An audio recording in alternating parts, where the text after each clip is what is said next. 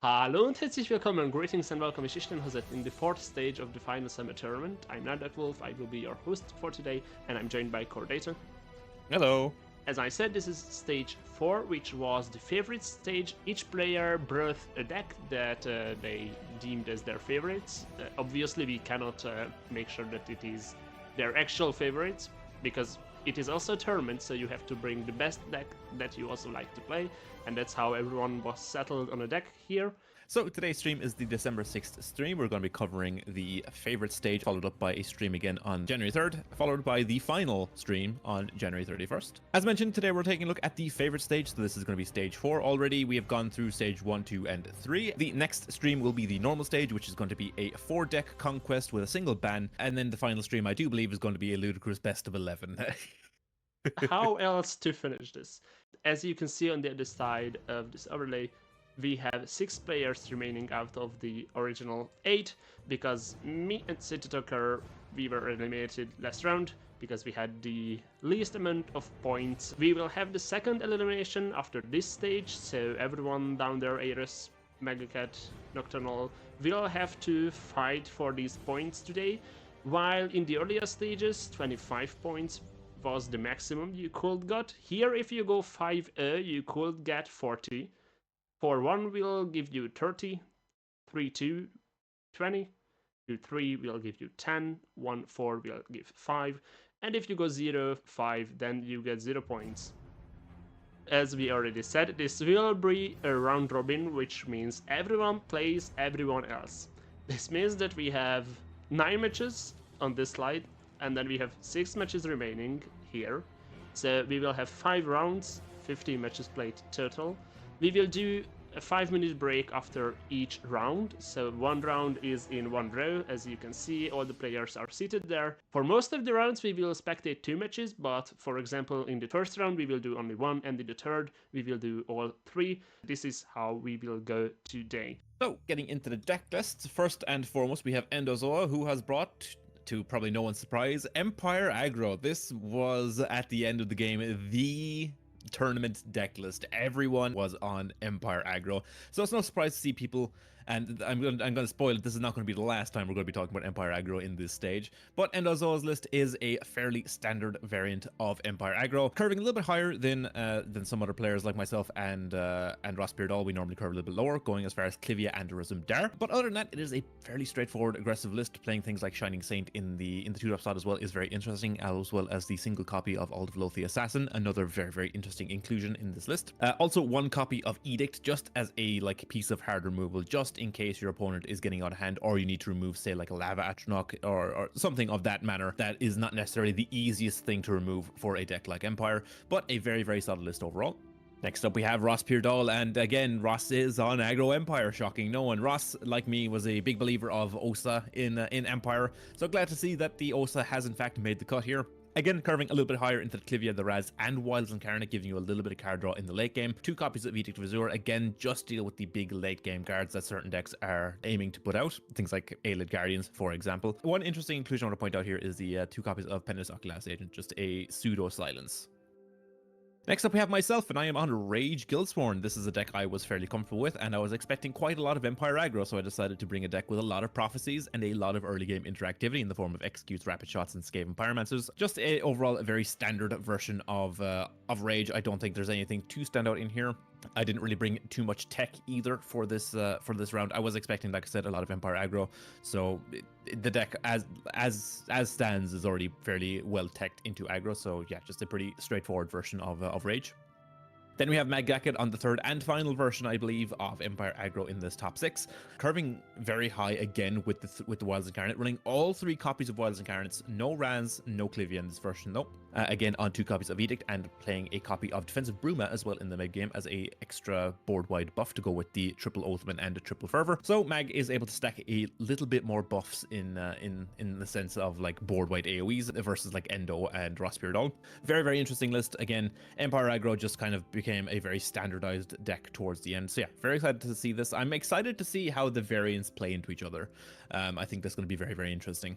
Next up, we have Nocturnal, and Nocturnal is on Dragon Archer. So this is basically mid-range Archer that is leaning heavily on the Dragon package, using things like Blades Lookout to give you a ton of card draw in the mid-game, as well as Woodland Lookout to heal you versus aggro, which may become relevant in a metagame with a ton of Empire aggro. And finally, we have Ross, who is on a Move Assassin. Again, this was a very, very popular list towards the end of Tesla's lifespan. Just a very, very aggressive Assassin deck looking to make use of the move package with things such as Dune Smuggler and Apex Predator. Dune Smuggler's ability to dish out +1/+1s across your entire board just for playing cards and just playing a very evasive game plan is not to be understated in this list. Plus, Apex Predator gives you a lot of over-the-top damage just by moving lanes. Doesn't even need to commit to attacking in a lot of cases. Very, very aggressive, using things like Spoils of War for a little bit of extra card draw, and has Swift Strike tucked into the mid-game to get your opponent out of nowhere. And of course, it would not be Ares without the 51 card deck. Yeah, yes, because Trusty Sword is absolutely necessary. Actually, no, not even Trusty Sword. Suthe Bootlegger. What does this card do? Oh, it's the 1/5 guard that lets you ignore guards. And if we look at the bracket, in the first round, Rospidol is playing versus Magacat, and Dezo is playing versus Ares, and Core is playing against Nook. We will spectate this match first. So this is mid-range Gilsworn versus the Dragon Archer. Who should be favored? It's hard to say, right? Because Dragon Archer is like... It was, I think, a bit slept on for a lot of its lifespan. It ended up being a very, very solid variant of mid-range Archer, just because Blades Lookout was a very, very potent piece of card draw on the right shell. So if Blades Archer gets online and I can't immediately remove it, I think the Archer has the chance to just pull ahead value-wise. But in saying that, Gilsworn is, I would argue, one of the best tricolors in the game. So it's interesting because Gilsworn, I think for the majority of the game's lifespan, Gilsworn was like the best tricolor. So it's going to be interesting to see if just the good stuff pile is good enough. As we take a look at the opening hands here, we have Rage, Thief, and Oathman for myself, pitching back the Rage and the Oathman, getting back an Initiate and a Conjurer. And I believe a Nocturnal just pitches back the Douchnik Yol, opening Tazcad, Lookout, and Moorhole Trader. Top deck a Warcrafter, top deck Fighters Guild Recruit for Nocturnal. Goes for the feared turn 1 Moorhole Trader. I do have a reply for this with the Warcrafter at least, but this is also going to get replied in turn by a Fighters Guild Recruit.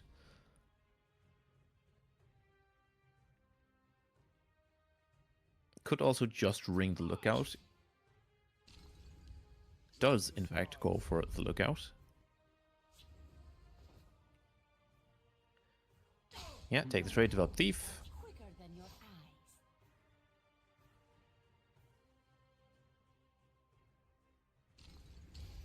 Goes for the Ring Douche, just to ping off. Oh, interesting. Okay, marks the damage, takes trade, yeah. Gets in for 4. Good catch.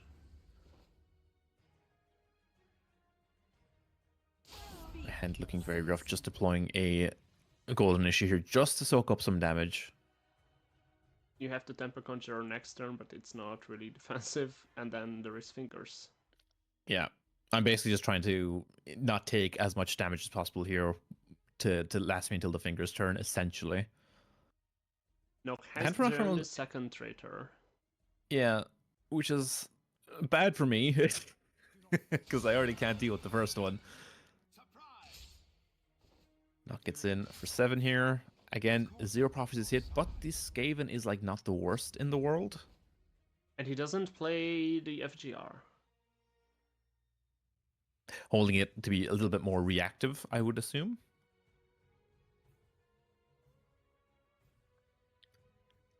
I can see myself going for Exalted Conjurer, or I could also see myself just going Skaven and just Temple Conjurer as a 2/2. Yeah, just developing bodies here.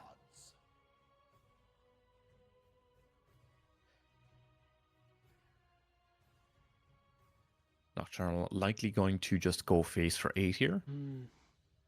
I'm trying to see if... Oh, alright. Oh, does take 1 trade, goes for FGR, yeah. I would have thought that afterwards you just play the Grey Fox and do the Exalted Conjurer next turn. I have a very good Fingers here, yeah.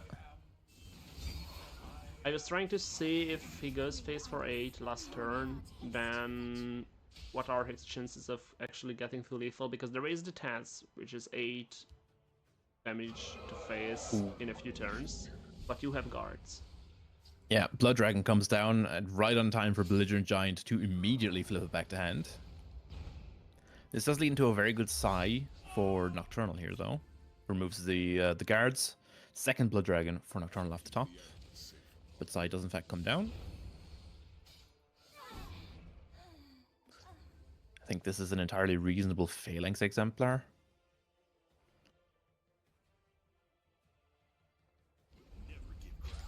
And likely just matched with a Daggerfall Mage as well. Just spreading power just in case.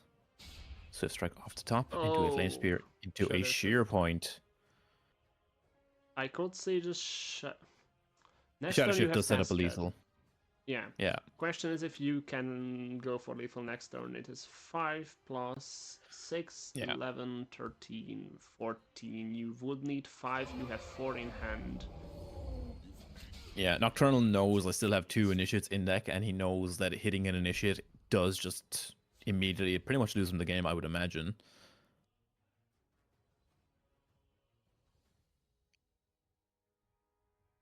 Is Rage lethal here? I don't think it is, right? 6 down to 13. Depends if this goes Shadow. It does go... Does it go Shadow? It does not go Shadow.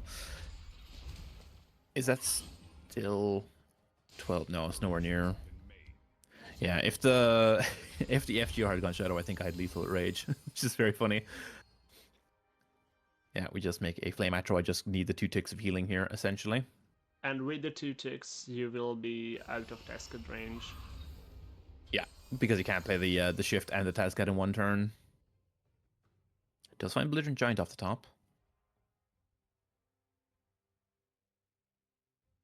But now this becomes a case of, can you answer my board this turn?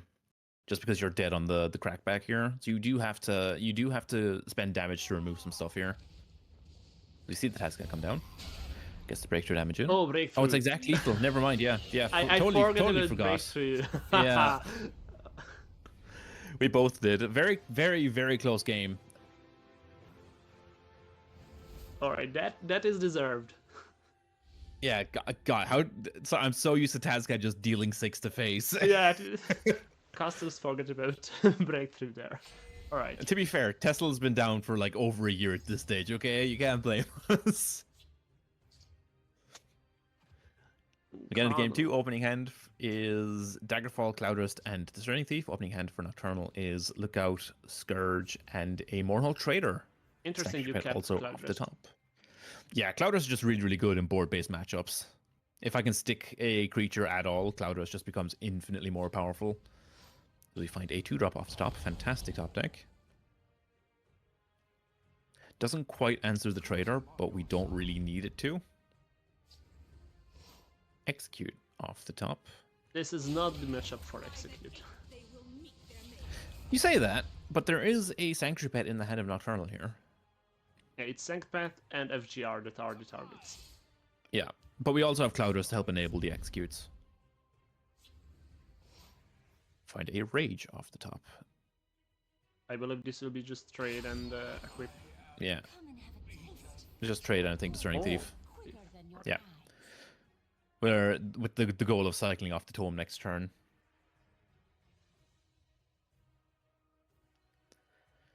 Nocturnal looking at the Scourge here. Does go for it. Is going to spend the curse on the 2-1 and take the favorable over the Daggerfall. Oh,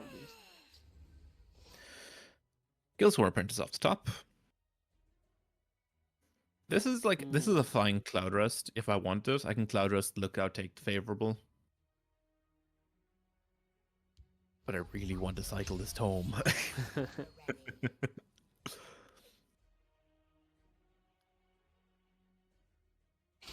I do take the favorable and just develop the automaton here. FGR for Nocturnal off the top, but we're likely just going to see Blood Dragon come down, and that is going to get instantly eaten by Cloudrust Execute. Yeah, curse comes out. The first of the 2 Blood Dragons hits the board. And shows it was good to keep the Cloudrest in the starting hand. Mhm. Yeah, like I said, in these board-based matchups, Cloudrest is just so powerful. Second, Blood Dragon. Oh, reconsiders, goes for Flame Spear and FGR. FGR on a 2-power creature feels like it. Yeah. Tome to keep the Cloudrest alive. Develop the Initiate. I need Tiny Revan. Dragon. Yeah, right on time. Clears up the Cloudrest. And you can still And you play the Blood Dragon. Yeah. Interesting. Wants you to hit face. Yeah. Wants the card draw here.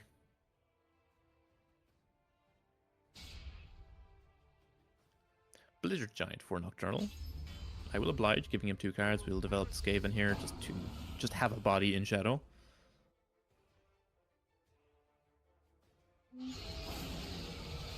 Trades off my Source of Drain, goes for Tiny Dragon, heals 4.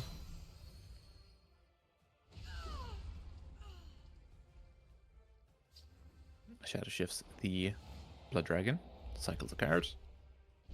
Finds a second Blizzard Giant off the top. So you top deck Earth One Spinner. That was a good play, otherwise you could have either Dushnicked or Crusaders assaulted. Yeah.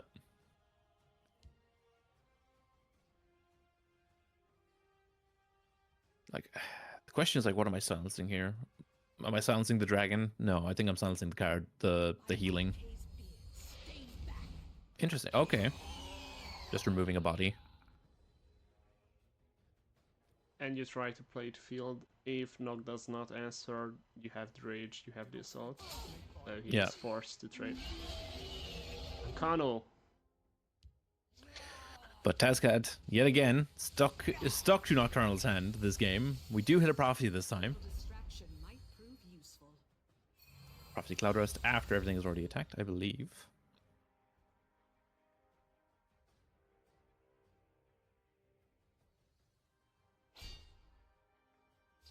Ships the turn. We find a Ward Crafter, which is very, very good here.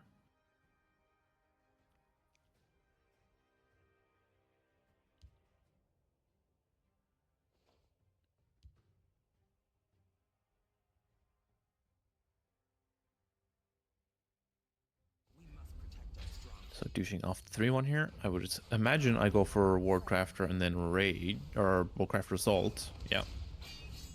Trade over the dragon. Draw 2. Get him for 2. Drop him to 16. Nocturnal finds a share point off the top. Doesn't make that big of an impact on this current board state. We find a Conjure, which is now active as well. We have 2 automatons in the graveyard. Blizzard Giant comes down. Bounces my Cloudrest, which is interesting. Cradle Crush off the top. I feel like it's just like Guildsworn Apprentice cycle and then Ancano the Belligerent. Unless you cycle into fingers, you will always play the Encano anyway.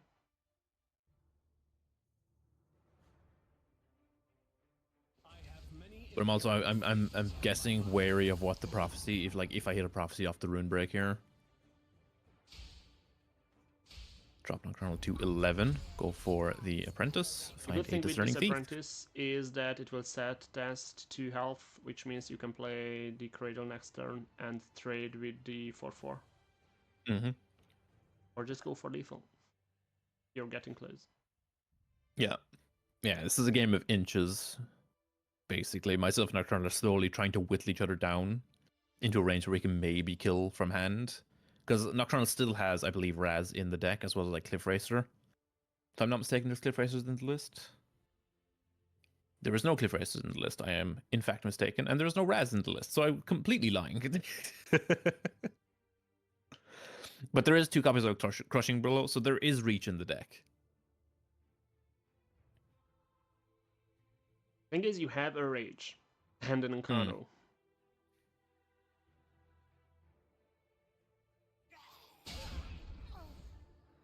Gets in for 4. Nocturnal does have access to Sheer Point plus Leaf Lurker here, so he has a way of removing Ancano. But it's an 11 mana investment. It still should be worth it. Yeah, does in fact go for it. How do you come back from here? Ooh, Guildsworn Oathman.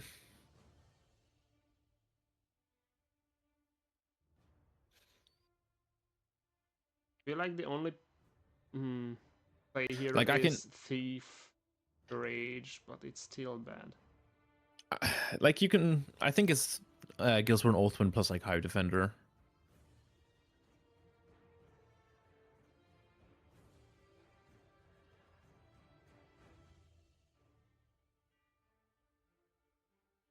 I mean, that leaves me dead too belligerent. Maybe I do just... How about Offeek Hive Defender?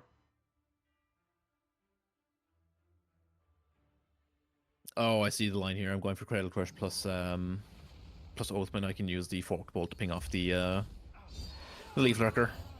Alright, I was thinking about the Oathman as a means to give you the improvised weapon, but forgot about the Forked Bolt. Yeah, Forked Bolt is actually quite flexible, as it turns out.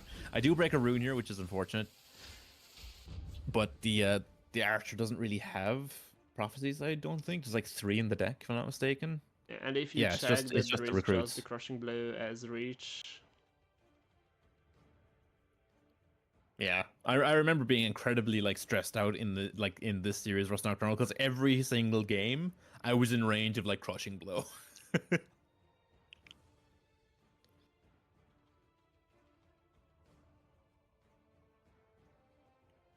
But now at least we on the backswing, if we're not dead, and the trait here like indicates I'm not dead, the improvised weapon does represent potential lethal,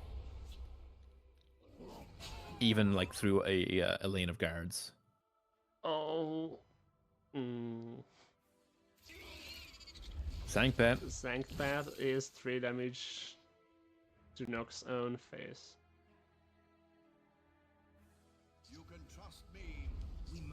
Moral Trader, Douchnik. Yeah, I can just go Cloud Rest, Improvised Weapon Rage here.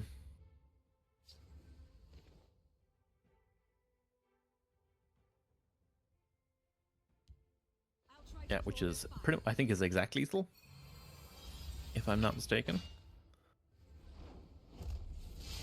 Yep, sure is. Dies it 1-1. Yeah, in very close matchups between Nocturne and myself.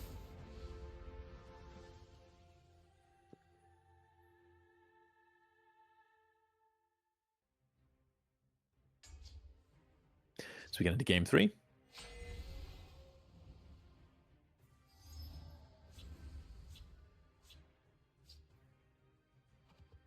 Blaze Lookout, Leaf Lurker, Slice of Hand for Nocturnal. I would be unsurprised to see the Leaf Lurker and the Psy go back. Yep. We do in fact see that. Finds Sheer Point and Tiny Dragon and a Blood Dragon off the top for turn. My opening hand is looking very, very solid here, actually. You had the automaton at the start of every game. If not in the starting hand, then by turn 3. Yeah. I mean, ideally you don't play it. Ideally you just discard it with Discerning Thief. See Crushing Blow and Sanctpath off the top here for Nocturnal. Goes for the Blades Lookout. I think this is going to be a pretty quick Channel Storm. Yeah, just instantly remove the card draw.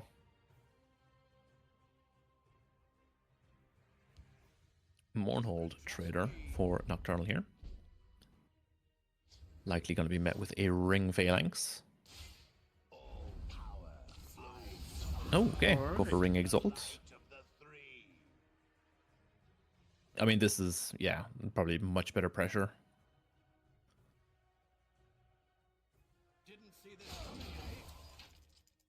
Crushing Blow can clear up the Atronach here. Can also Sanctuary Pet, but likely not worth the Sanctuary Pet, I would not imagine.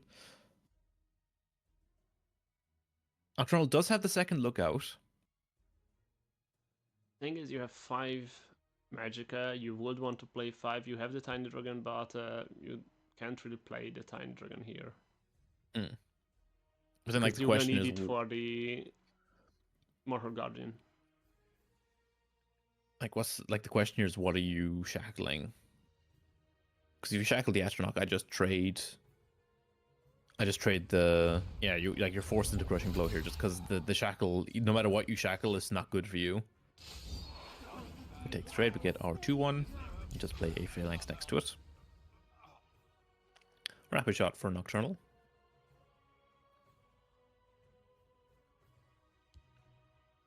Yeah, this is a better Sank Pet, shackling down the 2-1.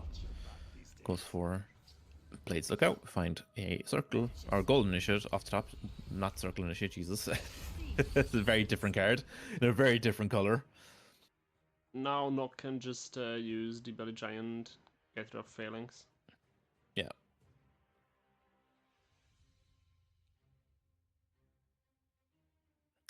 I mean, is that even that great? You could Blood Dragon, Tiny Dragon instead. Tiny in field, Blood Initiative. And trade next turn.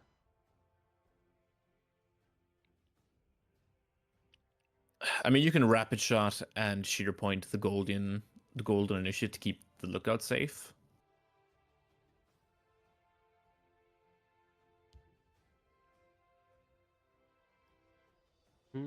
Is instead going to go for, I think, a double Dragon line here. Are we going to see the Flame Spear come down as well? I wonder.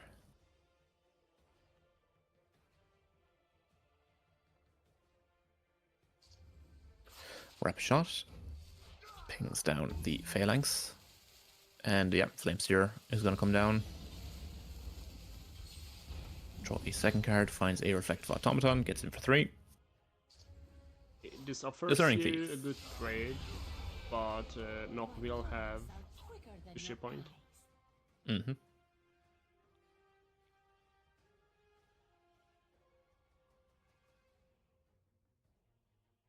I think I'm fine with the Sheer Point here because this Phalanx has already gotten me so much value. It's already taken like 3 trades. As the Sheer Point does come down, it removes the Phalanx. Automata comes down.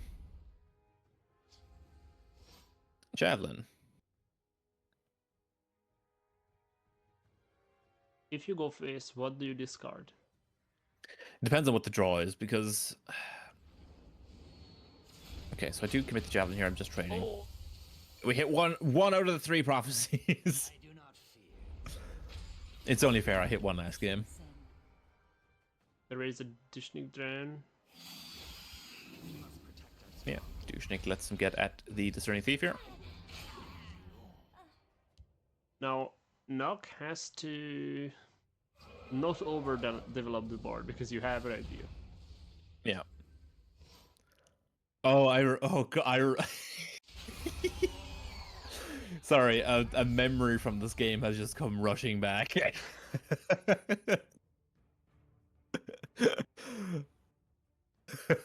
Sorry, it's just yeah. I just have after having a very vivid flashback to this exact match. So yeah, Nocturnal's gonna take his time here. We just played more than a year ago. Yeah. Goes for Scourge. Considers, and it does in fact go for Flame Spear. I draw a Phalanx. Did you play the Red Year? No. No. I developed the Phalanx. Because surely, if I had the Red Year, I would just play it. Which prompts Nocturnal to maybe overcommit into it. We do hit a Golden Initiate. Yeah. And you keep Goes it. to hand. Yeah. As if someone was telling Nock that I do have the Red Year. But how are you supposed to count with a single copy of a card? Yeah, at this point I'm just we're doing mind games. At this point this is And the reason Nock is an aggressive player. He yeah, won't just sit there and pass. The pause Wow! in the He pauses does it! in the pauses in the gameplay you're seeing are me and Nocturnal messaging each other. Oh, all right. Yeah, That no, makes sense. this was very much mind games between us. It was very funny. All right. Then you messaged him into passing. No, he messaged me and then he passed and he asked like Red Year or he asked, and then I kept the prophecy and he was like, oh, definitely Red Year, and then I didn't play Red Year and he was like, huh. Yeah, because I didn't do anything last turn pretty much, we're just gonna see, I think, a recommittal to the board here.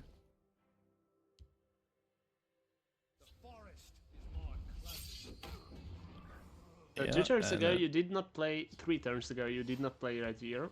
yeah, and now we play it because we've got a. And Yeah. you play Red Year for 3 creatures. Yes, but I also know like half of his hand in this situation as well.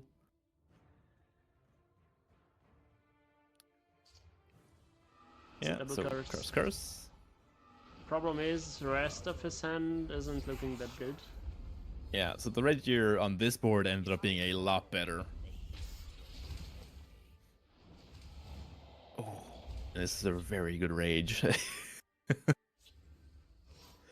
Oh, and the rapid shot just rounds it out so nicely. Oh no, what am I doing?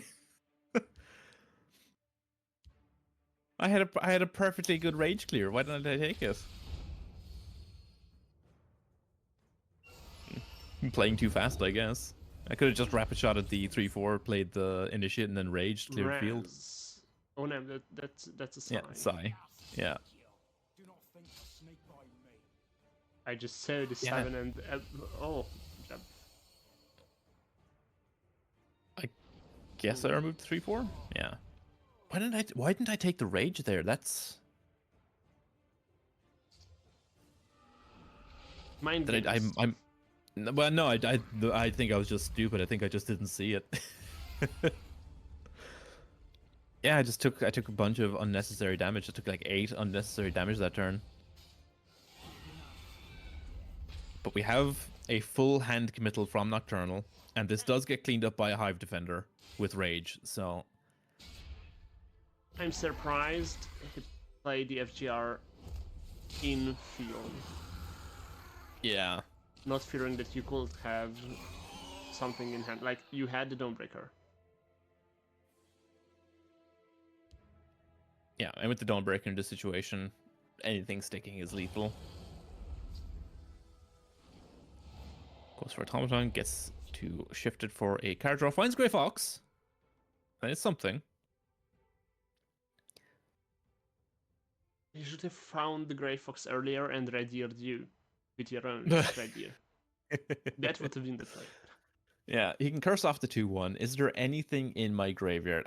Have I played Fingers this game? I don't think I have. You have. You've played Fingers, I remember. But even with Fingers, he's not able to. Oh, he will be able to play the Fingers because he played the Shadow Shift and the Curse. Yes, no, I remember this also, yeah. But even with Fingers, you have the Hive Defender sticking. Oh, yeah. Goes for the Shadow he takes Channel Storm. I did message him like afterwards that he could have taken the Fingers and actively played it. He just didn't see he didn't think about the Shadow Shift he played first. Oh yeah. But you still had the Dawnbreaker, so... Yeah, it still wouldn't change anything. It was just a minor line. But and that means that the first match goes to you. You're 1-0. Yeah. Very stressful best of 3 versus Nocturnal.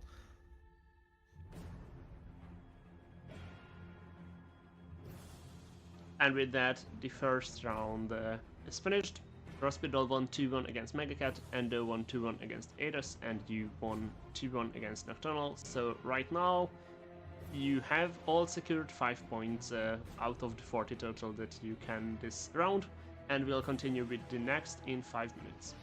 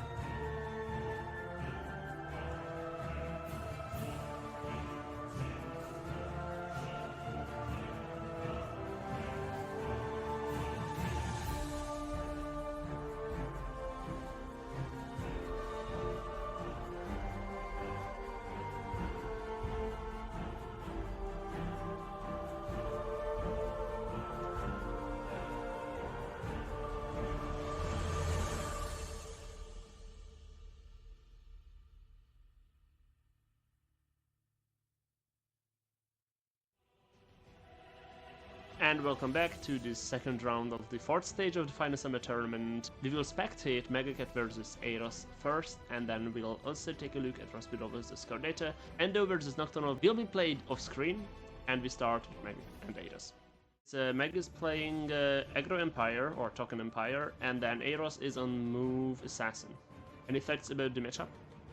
It's a tough one, right? Because Aggro Empire is so blisteringly fast, but also Move Assassin can have ridiculous openers that lead you to, like, that snowballs so quickly that you can't interact with them.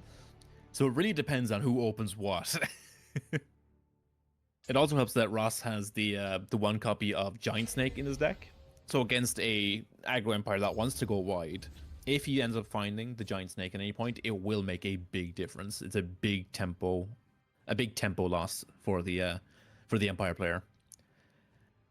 As we see a Trapper, Pawnbroker, and Oathman in the opener. I wouldn't be surprised to see the Oathman go back and maybe the Pawnbroker, but I also wouldn't be surprised to see this kept.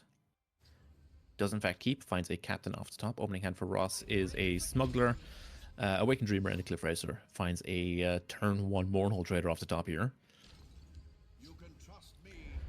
Plays it into Shadow Lane. A 1/1/3 guard, Veet, and upside effect is just so powerful. Yeah. Yeah, Trapper was, I think, very, very underplayed for a very long time.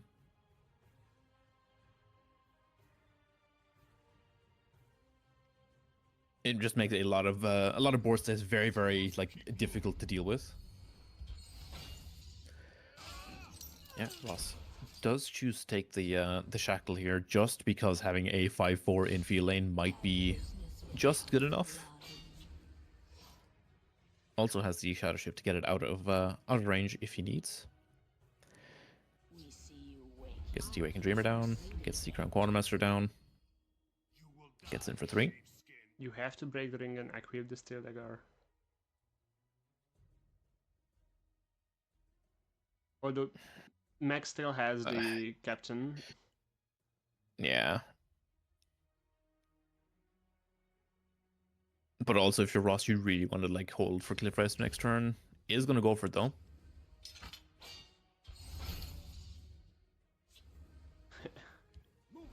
Oathman, fully active Oathman here. Step aside, Imperial Business. And this means that Mac has an equal and a favorable trade. And even the equal is a favorable because of the Mournhold Guardian it spawns. Yeah, Ross does find the Giant Snake here though.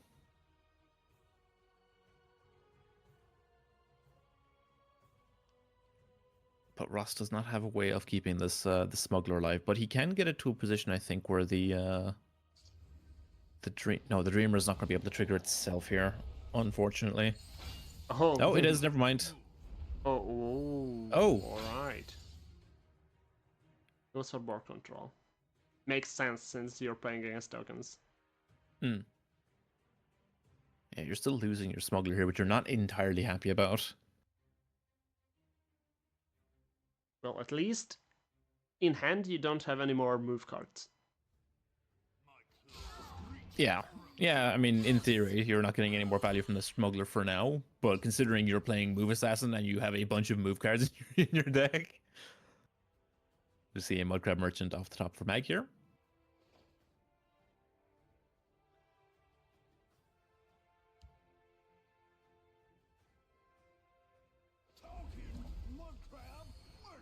Finding a Cliff Strider or a Lowland Troll. Do you want to give the move card to the move deck? No. But also it can't go face. So but for example, you could charge it into the Dreamer this turn if you would have wanted to. Make sure it never scales. Does take the Strider just as a piece of removal later on. Develops the Emperor's Blade.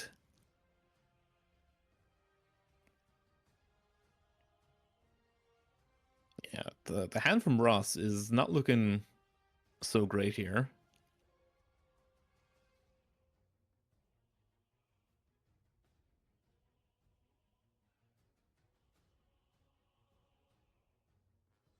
Yeah, using Giant Snake just for a single creature It hurt, Yeah, but it had to be done. 5 cost harpy.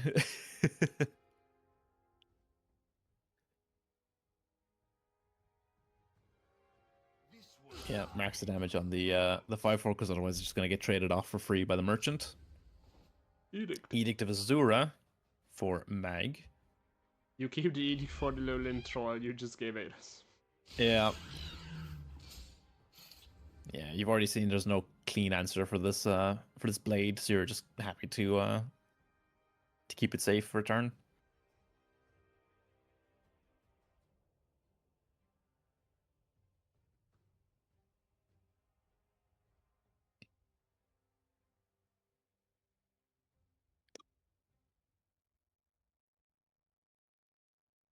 Tough.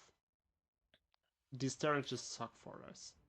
Yeah. Both the one before and this, like. Is it just gonna go for Cliff Racer potentially? Cliff Racer trade off to 1/2. This does not feel good. And you don't even want to give cards to Meg. Build the board and then buff it entirely. Yeah. Yeah, because if you give Empire any resources, they will just snowball. Cliff Racer comes down, takes trade into Cliff Racer. Oathman goes face, Cliff Racer goes face. Prophecy. Blade goes face, and we get a Harpy. 2 cost 1 this time.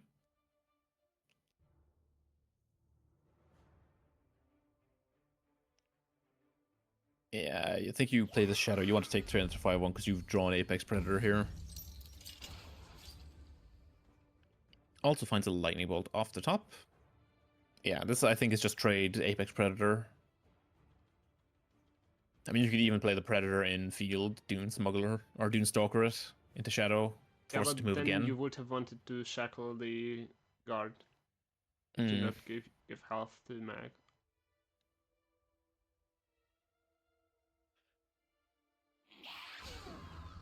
I mean, you could also just play Awakened Dreamer, I guess.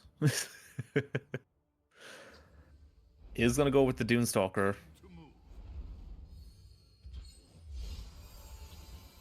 Ross valuing the healing here. Gavel for Mag. Has the Edict for the Predator. Has the Gavel to keep the Blade alive. Can't really get your Markman down. Get the defenses back into hand. You could drop them now, so they're able to swing with the Captain. And next turn you could Cliff Racer Captain. Yeah. Which is a lot of damage. You have 11 on board right now. But we're going to see the bolts whittle away 2 of the units in field here. Trader for Mag. I think you just play the Cliff Racer, get in for face, play your Trader, play your defenses. Continues to hold the defenses interesting. Slinking Jackal for Ross off the top. You have 12 damage on board right now. Yeah. So with the Captain, that's yeah, that is with the Captain. Yeah, so he would have had to play the defenses if he wanted the exact 13. You see why we have Trusted Sword in deck? You could have played the Dreamer and then played Trusted Sword on the lowland throw. So you have the Trusted Sword, so if you get something from an enemy Muscrab, then you can schedule Dreamer. Exactly. Unfortunately, Mag's board is almost full here. And Move Assassin is not the one for for the board removals here.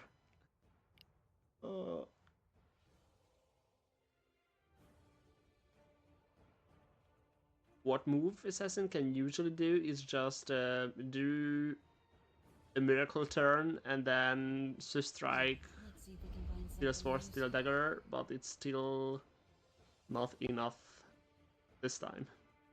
Yeah, it's not far off, to be fair, and this is like the danger with with Assassin, or like these versions of Move Assassin, is they have it because of Swift Strike and because of Sentinel Reclaimer, they can just output so much damage so quickly. Let's see, how much does Ares have? Right now this will be 5, 8. It could be 8 plus 2, 10 with Rusty's Ford. If you use the move, it's 11 twice because of Swift Strike. So it would have been 22 damage, 4 off. Oh, that's so funny. Just 22 from hand. Basically 22 from hand. Oh. For the low price of 10 Magicka. Yeah. Yeah, but it's the things that Swift Strike enable you to do, particularly with things like Sentinel Reclaimer, like, I guess, Trusty Sword, technically.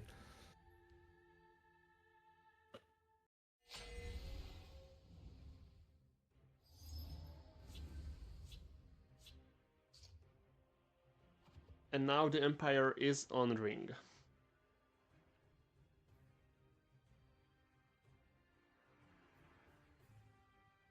Oh yeah, we forgot to say this. The ring was alternating between the players. For the player who had it for the first match will not have it for the second one, and for the third it was random.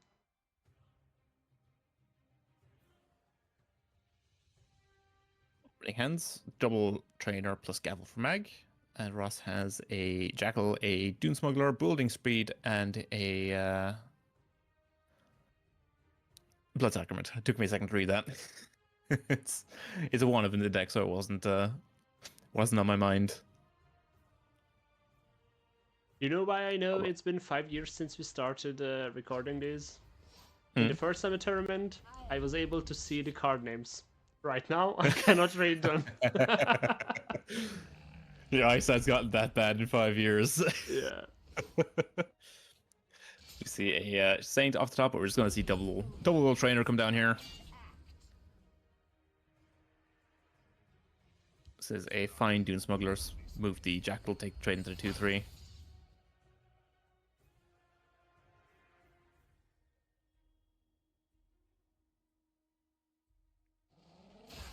Interesting, goes for the 1-1, or the 1-3 rather, instead. You will just gable them. Yeah. Yeah, it's just a free shot with the gavel here. Yeah, could just ring the Profiteer. Does, in fact, ring the Profiteer, because it survives with the Shining Saint debuff next turn. More Null Trader off the top for Ross, but we're going to see the double smuggle happen. And Bewildering Speed is likely going to come down here. So this is going to give them +3/+3, I believe. Swings first, yeah. And then speeds. This gives the one that attacked cover. Yep. Double Smuggler is always ridiculous. It's 16 damage on turn 4, just waiting. And no answer in the hand of well, I mean, you have Shining Saint. Yeah, the Saint removes cover, so you can kill the 6/4. But you did not see it. I don't think it's that he didn't see it. I don't think he cares.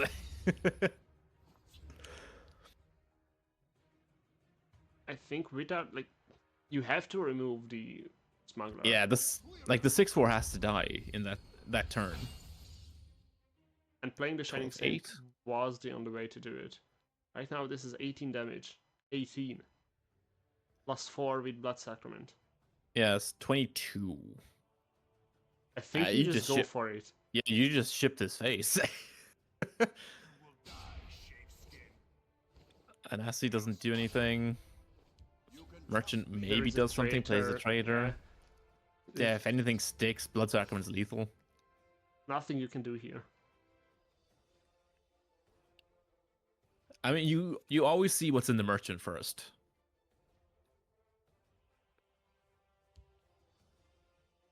Because maybe the merchant has mute.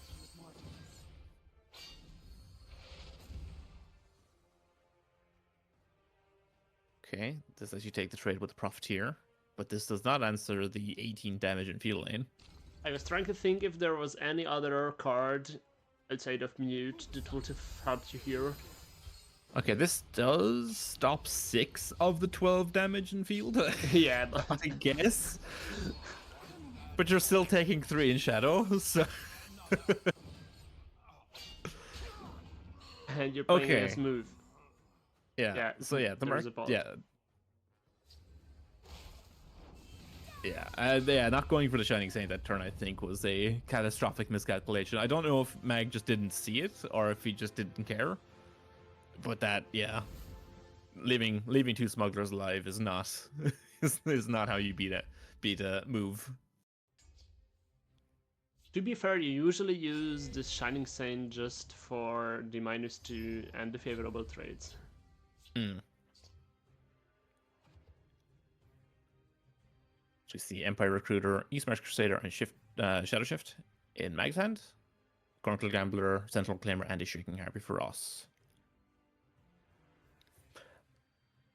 Probably going to see the East March and the Shadow Shift be pitched. Keep the Recruiter. Recruiter is great because you've got Ring, so you can just throw him on Recruiter. Ross likely just going to pitch everything in hand, I would imagine. Just pitches the Harpy, interesting. Gets back a Suthe Bootlegger. Oh. Oh. That's a good curve for Mag here. I think you just still go with the turn 1 Recruiter. Interesting. Goes for the Suspect instead.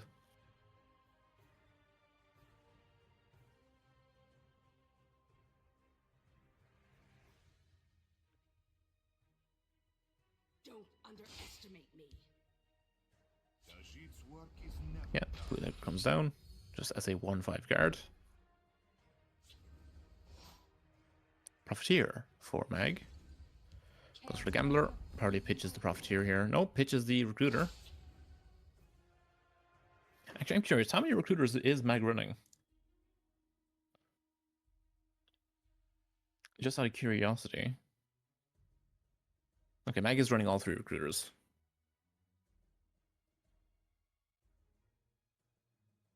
Doing Smuggler off the top for Ross here is pretty good. You also have the Dagger, so you can take the trade with the Suspect. You've no way to clear the Gambler is the issue. You could also just develop your own Gambler here, pitching the Dagger. Instead goes for Sentinel Kramer. You can double bump the 2/3. Does indeed go for it. This does let you get the Apex Predator down next turn.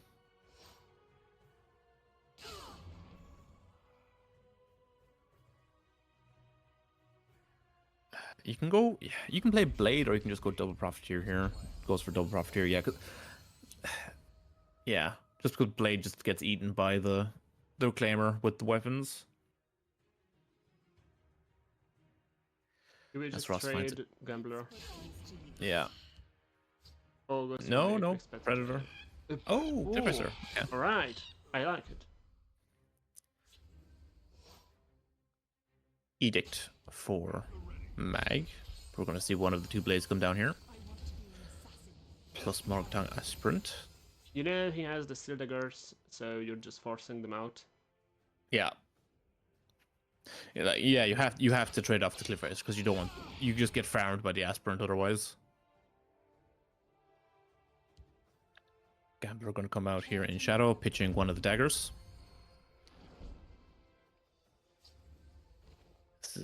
I think this is a fine edict. Just to deny card draw. And then we will see the Apex Predator. I think you play Shadow, yeah. Moves, because there's no creatures in lane. Deals 2, heals 2. Gavel for Mag off the top. Second Blade. Shadow Shift. Ooh, Shadow Shift. It's really good. You can just trade, move out, move back at the end of the turn. And you could save your Smuggler too. Yeah. Yeah, because now your Apex Predator just moves again. Quartermaster. You don't play it in field. No. Mm. Yeah. Why? Forget the display That one- effect. Yeah, that one I'm confused. That just gives Mag an extra point of health here.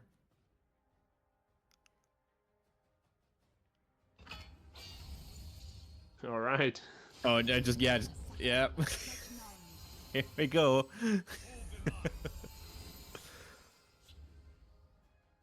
Oh, Shadow Shift again. You can swing for 7 and move it back into Shadow.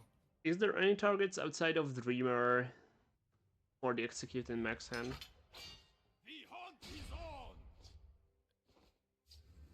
That's a great question, actually. Yeah, I'm just trying to see the deck list. Harpy. Yeah, Harpy. Yeah, that's I guess Reclaimer technically. So you have like 3. Yeah, we've already seen both of the Quartermasters. So that's... We have.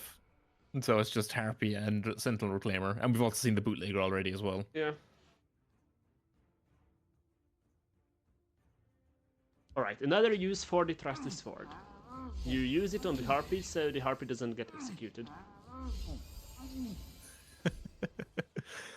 Oh, Shining Saint, phenomenal top deck here. I think Mag has drawn the Shining Saint in every one of these games so far, and it is just a one of. He's able to remove the Apex. You also have to remove the Smuggler here. Yeah, Trapper comes down. You could defense if you wanted to. I don't know if it's worth it. I think you defend next turn. Yeah. You've You hold already the played the Anasi. Trapper. Oh, goes for it now. With 11 health, you were fine even if Eros draws assist strike.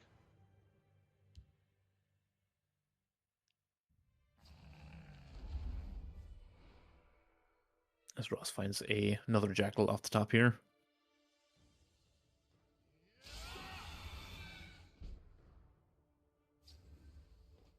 Oh, Cloudrest is great here. I'll just execute. Alright, guys, for this. Yeah, you don't even need to execute. You can just take the trade. It's all I the would one, have really. done the execute because then you found the use for your execute. I mean, you still have more Cloudrest in the deck, so it's still not completely dead.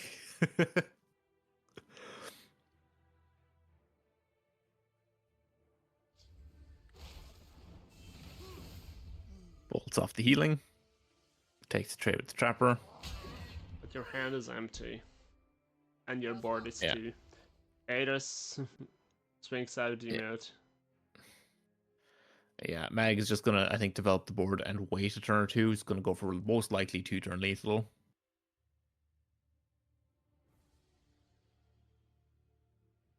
There is 5, 8, 12, 14 damage on board right now. 19 NRC, 23 Cliff Racer, so you can just go for it next turn. Oh, yeah. This is... Oh, that hand, yeah. Yeah. Oh, another use for the execute is to distribute Gambler. Yeah, fair, I guess. Doomstalker, Prophecy for Ross. Apex Predator drawn as well. It's all about the Harpies, and if we do not see oh, it's already late. Cliff Racer is just Bolt your here. office is the proper play. Yeah, makes the correct play just in case. Still dies. Yeah. Once Mech has gone phase there, you know there is something in hand for the last 2 damage, or in this case 4. Hmm. And now we have Token Empire versus your Rage Gutsworn. You said you picked the Gutsworn exactly because of the tokens you were expecting. How is Gutsworn favored into this? Again, you have to mulligan very aggressively. So it really depends on how the draws go from like the first couple of turns, because the Guildsworn has a bunch of like ways of answering on board. Things like execute. You've also got things like Harpy, which can buy you time. Channel Storm's obviously very, very good at removing single targets. You have Skavens to help soften up the board for trades, plus then Cradle Crushes, Hive Defenders. You have a lot of very good defensive things like early in your curve. It's just because you're playing 75 cards, so you have to find them. That's the issue.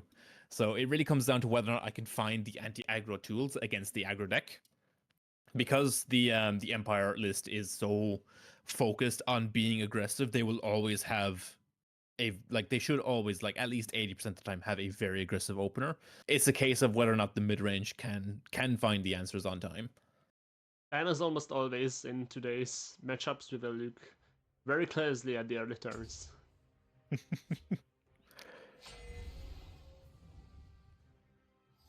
So going to game one here, Ross has the ring. I find a Skaven, Abner, and Discerning Thief, pitching the Abner, finding an Oathman.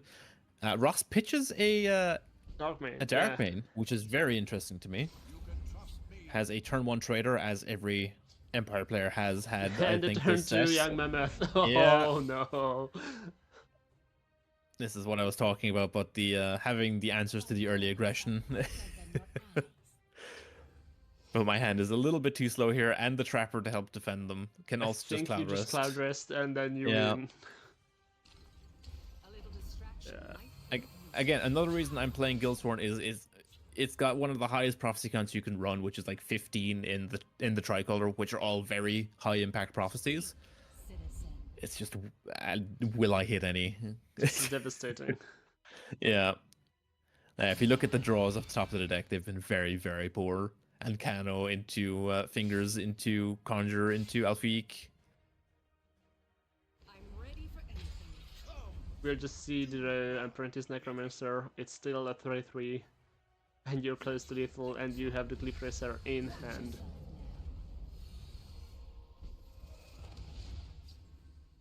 So, Yeah. this is 8, 9, Yep. on board, 4 in hand. And that's game 1. Yeah, under 2 incredibly minutes. quick. Yeah, incredibly quick. Yeah, the opening hand out of the Guildhorn was just unbelievably poor into that start from from the Empire. I think this was the quickest match in all the Summit Tournament matches. Yeah, that sounds about right. I think I got by variance a little bit. There's the opening hand I was looking for. Double Channel Storm Belligerent.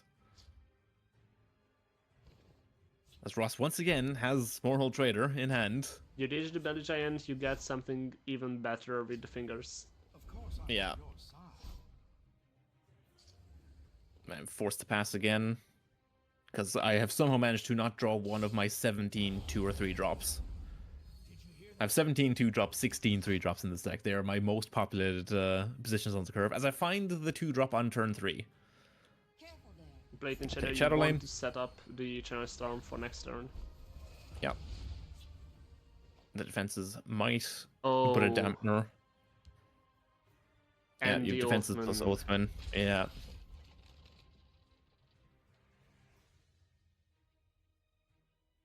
This was not your day. No, this really was not my day. Like, you can't look at my hand and be like, yes, he drew well. Prophecy. We do hit a prophecy here. And We do hit a Cloud Rest, which is very good. This makes the matchup playable now. Yes, I think so. I think this might be enough to pull me back in a little bit. Another Oh, double prophecy. Okay, it was my day. It was a great day.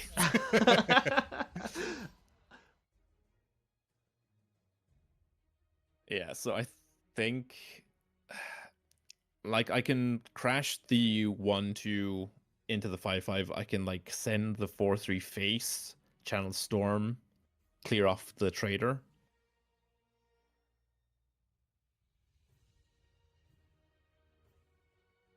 You have a Cradle next turn with the ring if you want to use it. So you could also just try to set up a full lane clear Cradle. It's just very risky though, because I know Ross is on Penitus, so I know the guard is not going to last. Do you just go face? Do you go for the Channel Storm here, just to make another guard body? Ping the damage on the defenses. Cliff Racer for Ross at the top.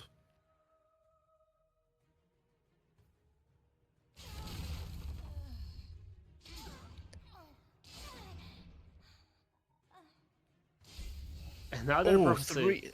three in a row. Javelin on the 4/4.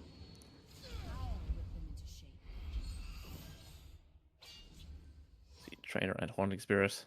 So now this is just the credit. Okay, fingers. 1, 2, 3. Yeah, that's better. Yeah, and then trade Cool just kill. to completely switch off the buff. Yeah, Cliffrest comes down. Trapper comes down. Take 4. A funny thing about Deepwood Trapper is if it triggers whenever I believe it's not when it take no, it's whenever it deals damage, correct? Yeah. Yeah. So we cycle off of the Apprentice, find a Daggerfall, develop the Golden Initiate behind it. And because you've gone face for that 1 damage, the Muse is not fully active anymore. Yeah, the Moose is now significantly worse. It's still fine, it still cycles itself, but it's no longer card positive. Yeah. Ross can just take the trade with the 1 and then shackle the drain. You have Vigilant Giants. The only punish for that is Edict. We go for a Belligerent. Yeah, bounce back the 5/6. It gives him a card. Yeah, but you don't ever feel good about spending 7 to replay a Wilds Incarnate. It feels terrible, particularly when it's only drawing you 1. Like, you have to think of this way. He spent 14 mana and 2 turns to draw 2 cards. Cliffhanger can go face, but you kind of need to deny the drain. But you also have to consider the fact that Belligerent Giant can represent a lot of damage.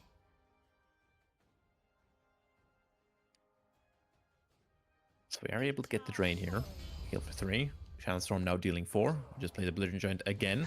Return the Wild Incarnate back to hand. Tax Ross another 7. The reason I am not sold on bouncing the Moose twice now in a row is that the hand advantage that you had is now evened out. Mm.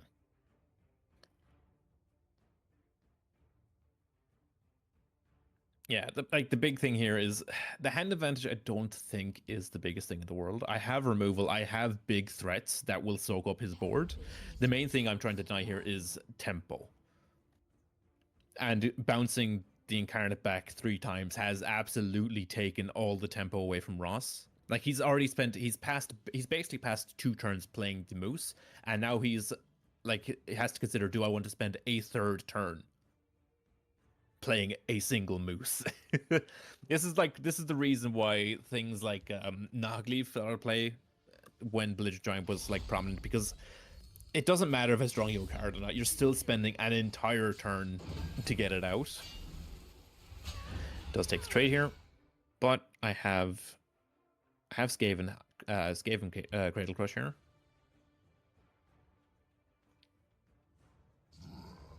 Yeah, Cradle Crush into Skaven. Oh, Channel Storm, yeah. Get in for 7. Edict for Ross. Edict.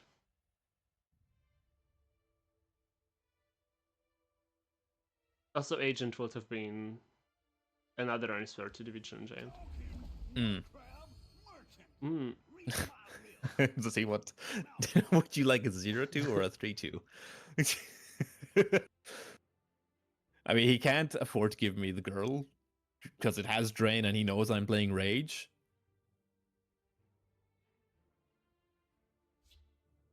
Yeah, takes the girl. Probably just going to see Edict plus girl come out here.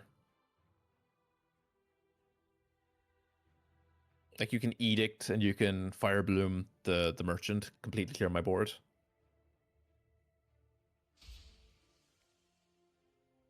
The other thing is, you have executes and he doesn't.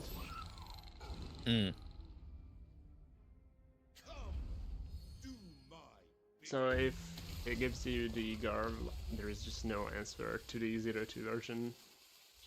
Flanker is extra damage.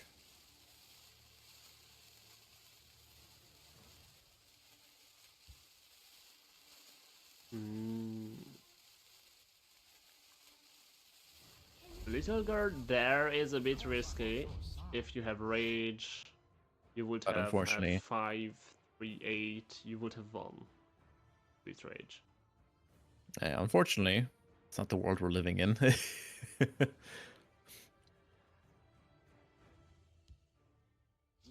Yeah, so we go Skaven. Likely just going to Earthbone the 0-2 here. Just stop it from flipping altogether. Go for Hive Defender, try and block out the 4-4. Take straight over to 0-1 just so there's no buffs.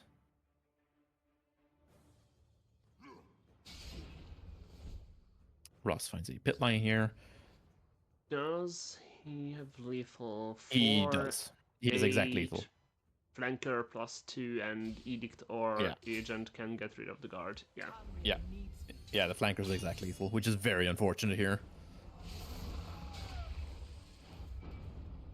That's the first duel we've seen today. Yeah, Ross takes a 2-0. I was very close to stabilizing that game. It was just the flanker from the mud crab, I think. You could not have countered with that. Yeah, exactly. I did. I think I played like the back half of that matchup correctly. It's just variance got me in the end. Game 1 was that absolute no contest. That was got absolutely rolled. Yeah.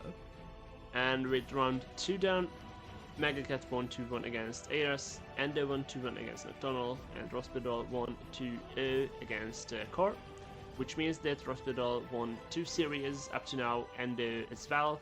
Core is on 1, Mag is on 1, and then Nocturnal is on 0, and Ares is on 0 after the second round. And we'll see each other in 5 minutes.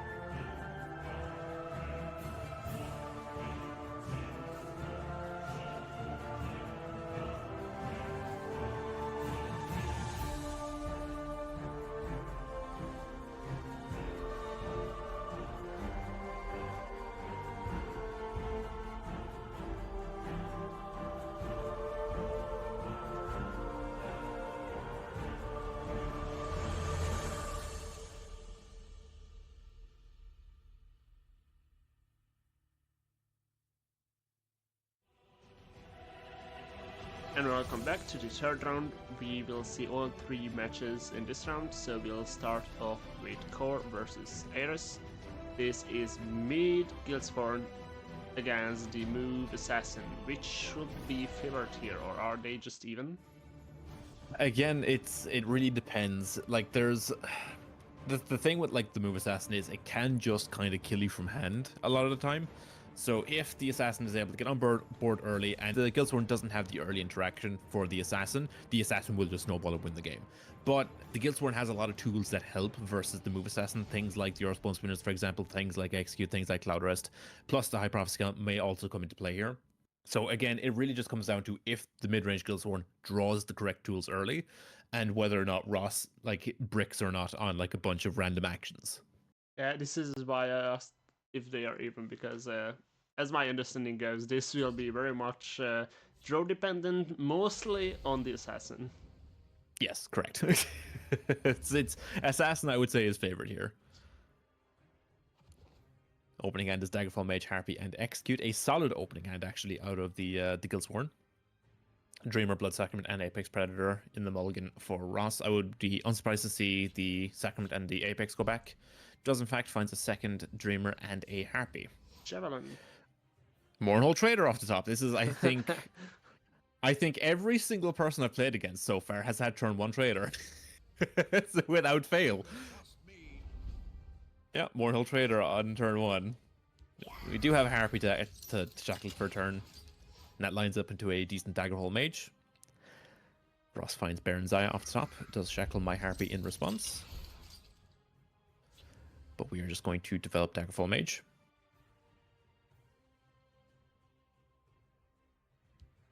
By the fires of oblivion.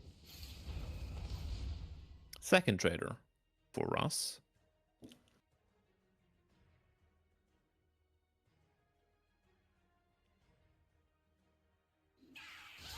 The Harpy's crash. Trader is likely just going to go face here. Yeah, there is no point in Yeah, trading followed up by using the tempo. Alright. followed up by Double Dreamer. Good thing you have the executes. Yeah.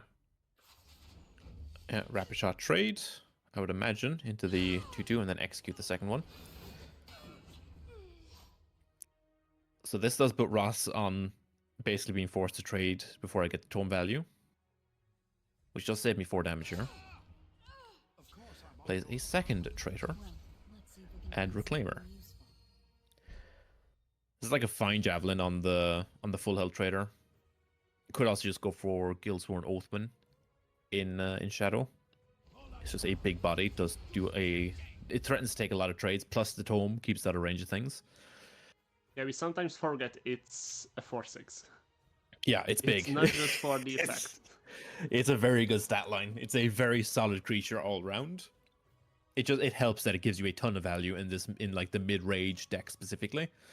As you see, Sute Bootlegger off the top for us, which is a little bit annoying, as it can keep the trader safe. But we do have answers in hand for it.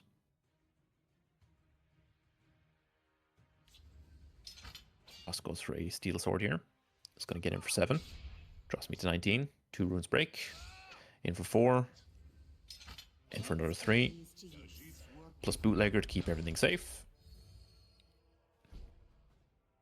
Now this will have to be the Javelin. Yes. It's Javelin or Earthbone here. Earthbone distance to 1-5. But if you've attacked, then it will be the Javelin. Ross has 7 with Cliff Racer off the top. 4, 11, 1 off. Unless I can hit Prophecy here, which is very clearly unlikely.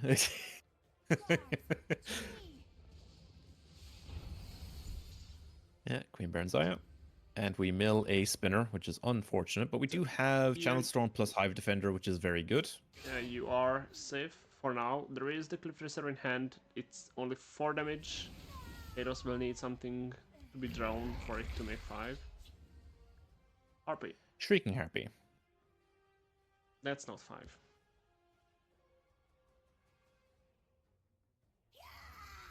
What I'm looking for in this situation is pretty much Broom of Profiteer off the top, so I can start playing a bunch of these 2-drops. I can start healing. We do have second High Defender though, which is pretty decent. Rapid Shot off the top. I wouldn't be surprised to see the Rapid Shot just ping off the 2-1 here. Just because I'm well aware of move being a consideration. So see Trusty Sword off the top. That is not enough.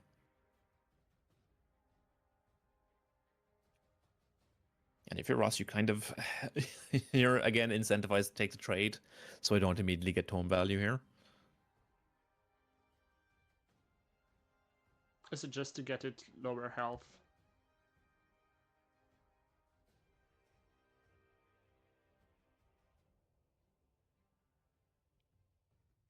Ross considering spending this Cliff Racer and the sword just to get in for 4 Azura, give me strength. is going to commit to it. And now we're in a top deck situation. So this is just going to be trade, get my 2-1, and go for Vigilant Giant, I would imagine. Oh, a spinner does answer it. Go for a Tome, cycle a card, find Discerning Thief. We're just hoping to not get hit with a Lightning Bolt here. Yeah. It's... We're trying to play to our outs. We're looking for healing. To make a friendly way. It's Gambler Bima comes and down. the Golden Initiate, right? Javelin off the Jeff top, correct? deck. Yes. Oh. Go for... Oh, this I know. God, every time, dude. Why are my games like this?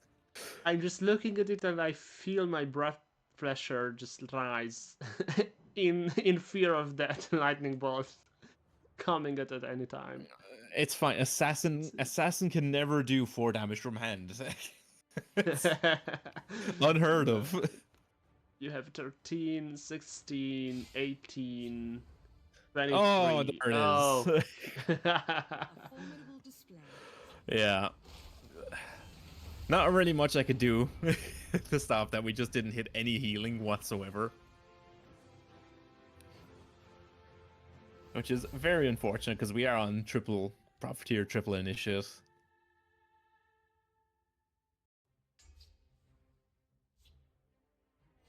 We get into game 2.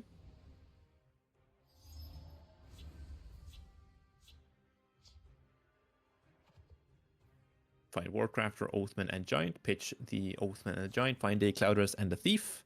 Opening out from Ross is Gambler, I do believe Dunestalker, and an Apex Predator. So I'd imagine we see the Stalker and the Predator go back. Keeps the Stalker, does pitch the Predator, finds a Blood Sacrament and a Predator off the top for turn.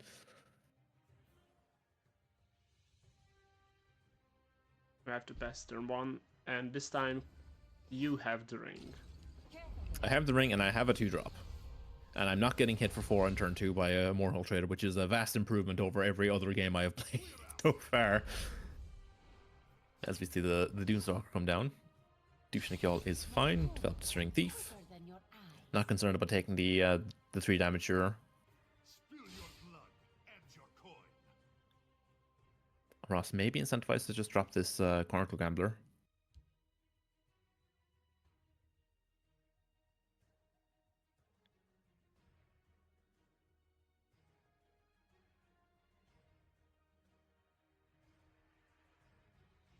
Azura, give me strength. Care to make a Does friendly commit Gambler, pitching a Harpy. We do have the Channel Storm in hand for this. Yeah, no strength for Ares today. Likely he's going to pitch the Vigilant here. Yeah, Channel Storm. There's the Bolt. Bolt. Bolt's the Thief. We find Profiteer.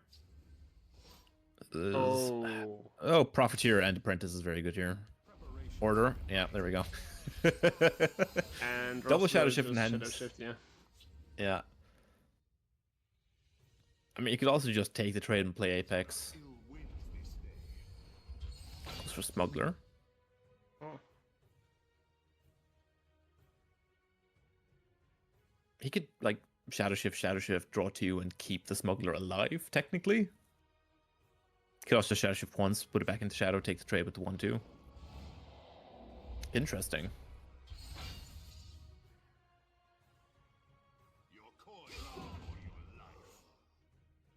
We don't have an immediate out for this smuggler.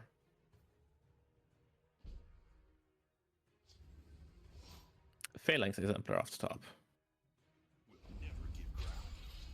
Just play the Phalanx in field. We may just see. I wouldn't be shocked to see just Shadow Shift here. Yeah. Shadow Shift trade, play the Apex. And then the Apex will be a 6/6 next turn, so it can trade with your Phalanx.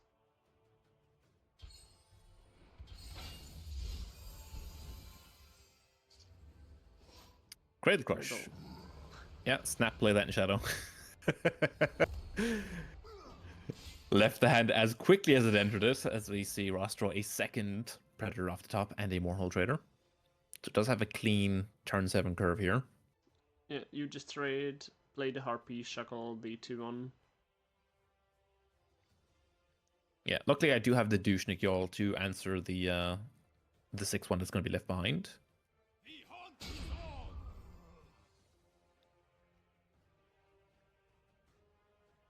You also have to like bear in mind I'm slowly whittling Ross down as well in this matchup.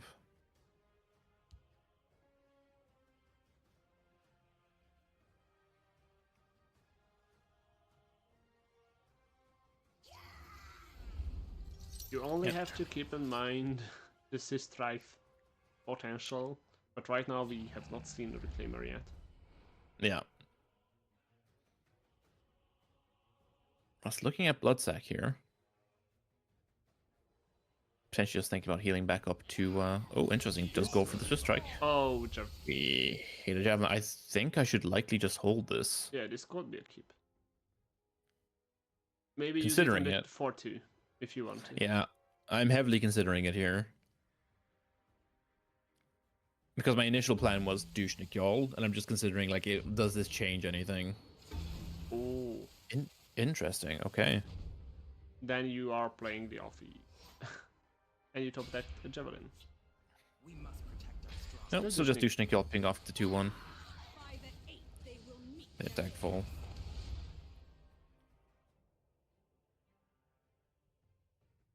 Yeah, no, 4-2 would have been the correct line. Yeah.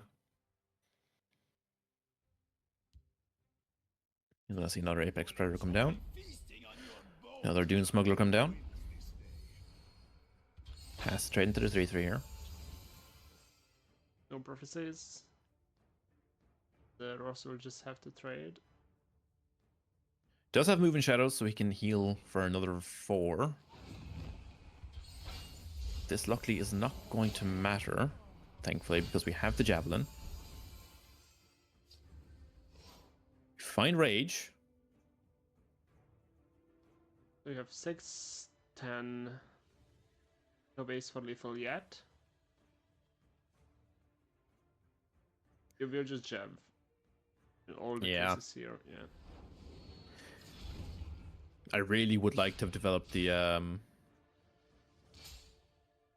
Oathman for the Fork Bolt, but I will just develop the Cloudus just for the body. A third Apex Predator off the top for us.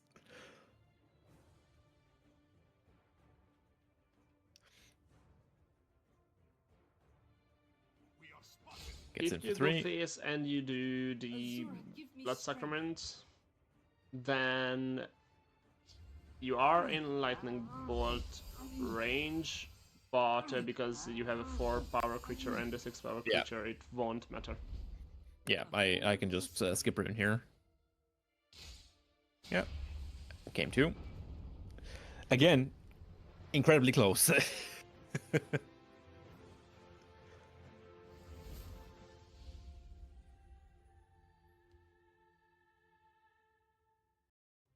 And now for the deciding match, Eros has the ring.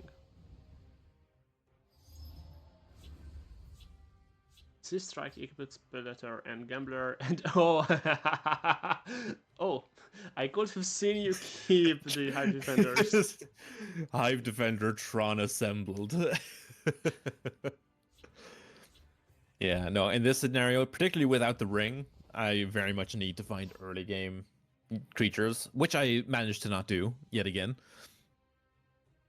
Once again, want to point out to everyone at home, 2 drops 17, 3 drops 16.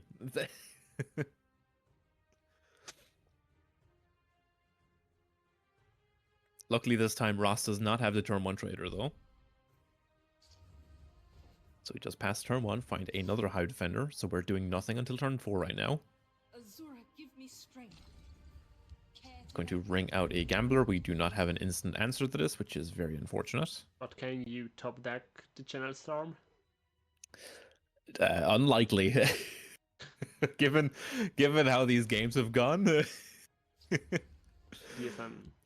Yeah, we do find a 3-drop at least, so we're doing something. This does mean we can take the trade, like we can trade and then Earthbone.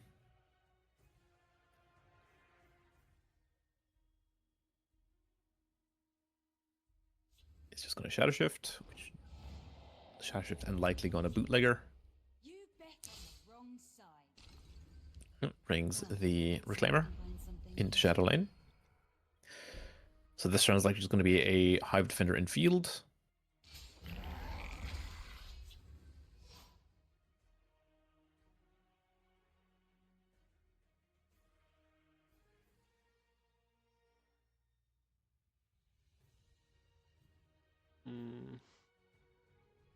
Ross does have the option to go for Wildering Speed here.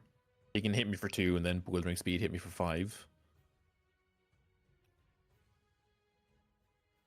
I'm trying to see if there's an optimal way for dealing with the Hive Defender. Like, do you want to shackle it? Do you want to just trade with Steel Sword?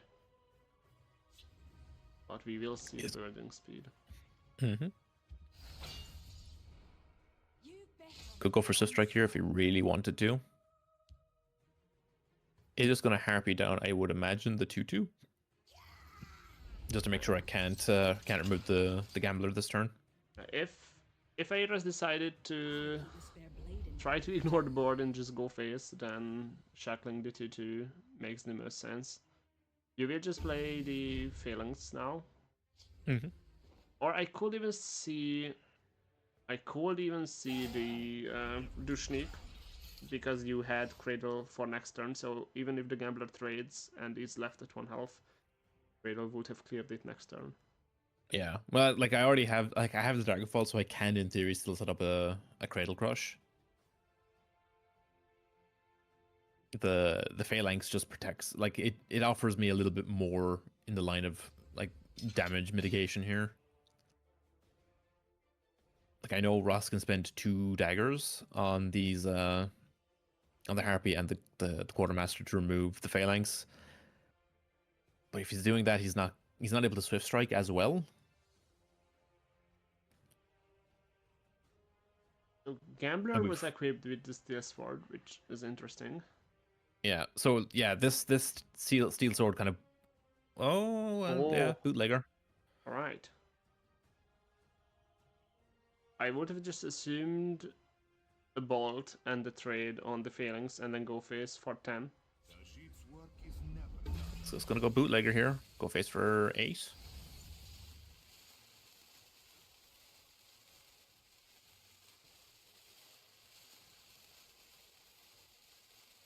You will be able to harshly punish this with the Cradle.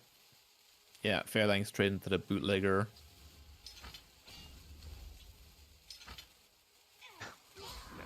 Okay, I remember Aeras messaging me after this match that he really messed this up. Yeah, I think he was too trigger happy with the Steel Sword at the start of turn.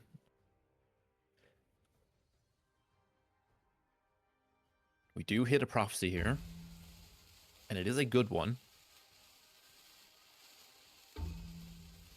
So the Initiate does let me continue with the Cradle line here, because I can Initiate, take the Bootlegger down, Cradle Crush, and then finish off the Gambler. Instead, looking to commit the Spinner. Yeah, trade and trade. Redevelop the Automaton as well. So now the problem is that Aeras has 2 bolts in hand. 8 Yeah. damage, and 2 safe strikes, which are currently So it's- representing non-existing damage. I mean, it's an extra 2, right? Surely it's worth it for 6. We find a Cloud Rest off the top. We have time, I think, right now in this situation, so I might just develop the Oathman.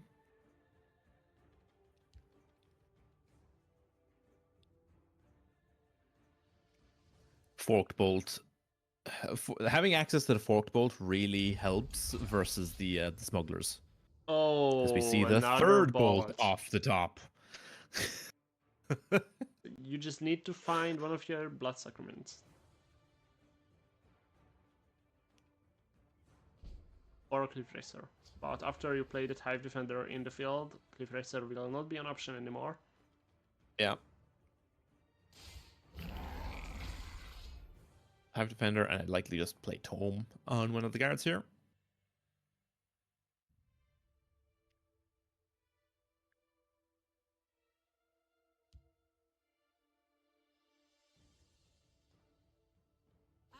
Interesting, just going to set up the 2-turn. See Do Smuggler off the top. And it's funny because technically I don't have to play around Bolt anymore. I don't know that, but technically I don't have to play around Prophecy Bolt killing me. I had to lean closer to the screen to check if that's a Doom Smuggler or I just saw the recast or if it's a Blood Sacrament. That would have been so annoying. Yeah.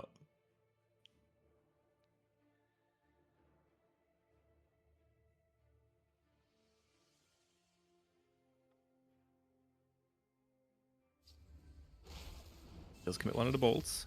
Sends it face.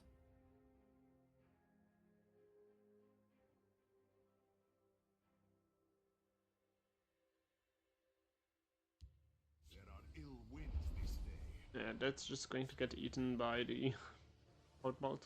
Oh, and you have the Initiate. Yeah. Yeah, so I can just play the Initiate, play the Oathman.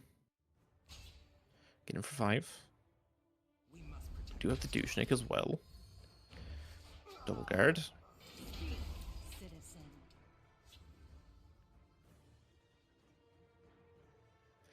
Yeah, so this this Initiate now will have to eat a bolt. Because if it's left up, the game gets out of range of Ross potentially killing me here. So now I've seen 2 bolts. I know I don't have to worry about any like massive hand damage. At least I know I can hide behind guards for the rest of the game here. And we've seen many Harpies as well, so you can just go. I say you can just go face and then you hit Doom Smuggler. No, the Stalker. Yeah, but I do get a free I get a free 1/2 guard. Yeah, play the guard. So I'm double guarded in each lane. Yeah, and this gets the Storm Atro in Shadow.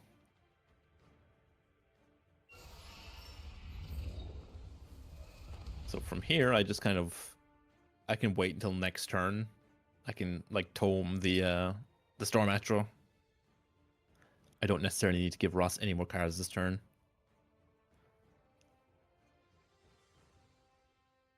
If you play the term now, you could play double Guildsworn Oathman next turn and get the Stormatro to 11.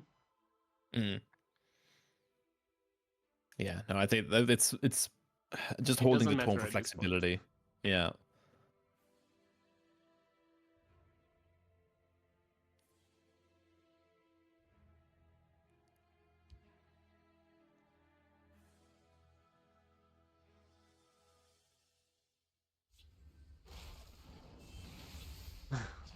He bolts himself for the style points. Just And dumps the that's hand and it. scoops it up.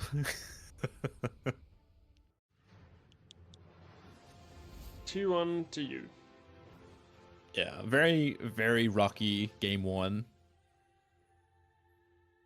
But game 2 and game 3 were a little bit more, I think. Well, game 2 was close, but game 3 was a little bit more decisive. So next up is Rospidol versus Nocturnal. This is Aggro Empire versus the mid-range Dragon Archer. I'm interested to see how this matchup goes. It's difficult to predict, but like the archer, it's able to put out a lot of stats very easily, and it does have access to a lot of healing with the woodland lookouts. But then you have the opening hand from Oh. Ross, which is Interesting that he ditched it. yeah. I mean, it's still good. Like having at least one mammoth is fine. If you had the ring, you'd keep two. Yeah, but you ditched the trainer. Yeah, because I mean, yeah, but trainer as a 2-drop isn't great.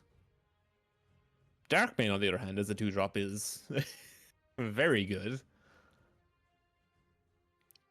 Nocturnal has Nocturnal can go for rapid shot here.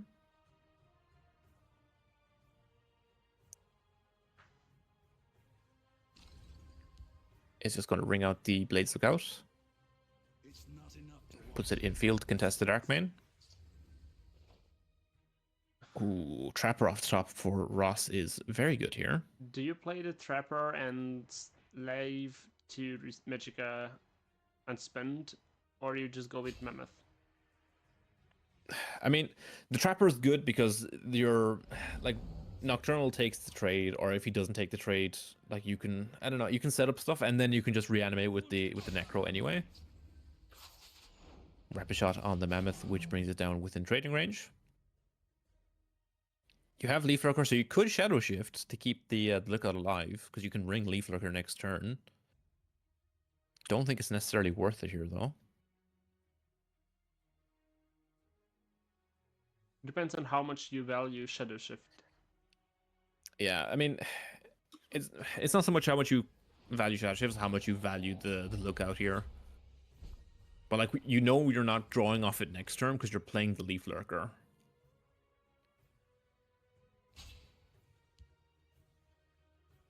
See, Tiny Dragon off the top for Nocturnal. The Trapper is going to come down in front of it, I would imagine. Just Trapper plus Oculatus. Just to get bodies in play.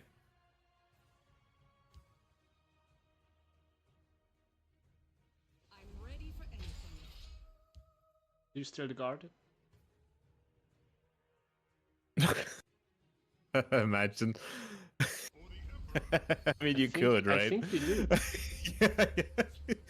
It's just very funny to me that that's like potentially the optimal line here. Because Yeah, it's I getting mean, Nocturnal's traded taking the anyway. trade anyway. Yeah. Yeah, Leaf Lurker comes down, picks up the Mammoth, and Asi off the top. Get him for 2, and you're just gonna fire off your Osa here. You take Prowler. Yeah, because then you can activate your Oathman next turn. But Yeah, well, I mean the you will the activate it Oculatus doesn't change it. for the power attack. because yellow will be dead. Yeah. Oh. Hmm. Interesting. Takes Bane. And it also gives Drain to knock. True. Even if it's just one. I mean, incremental healing can be very powerful. I mean, Broom Profiteer, for example. Yeah, but Bruma can heal more than one per turn. Yeah, but I mean, still, sometimes Bruma just heals you one and dies. It happens.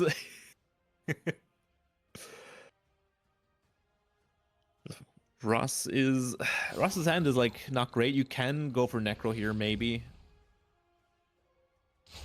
Necro can cycle you a card with like another merchant.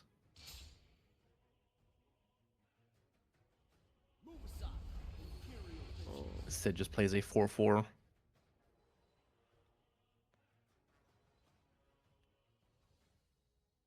So you can Shadow Shift the Shear Point. You could also just second share point trade. Yeah. Yeah. It's a -3, -3. Yeah. Gavel for Ross. Needed. Not a lot of keywords at the board for Nasi. If you apprentice Necro into the Trespasser, then you can Empire Oathman with both key colors active. Yeah. Yeah. Everything gets +1/+1.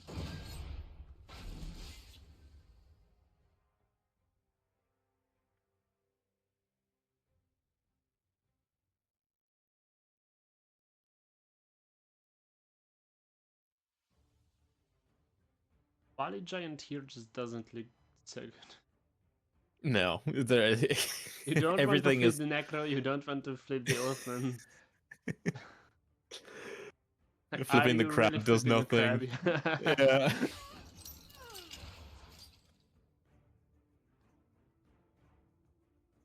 Which means it's going to be combinations of 2 and 3 costs.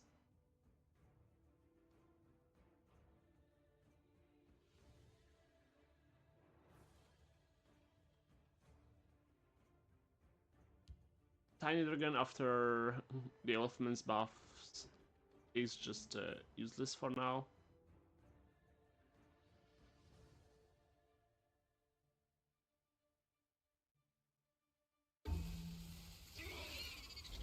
Right, check out the 2-3, set up 8, and then you do that. Ooh. I do not fear.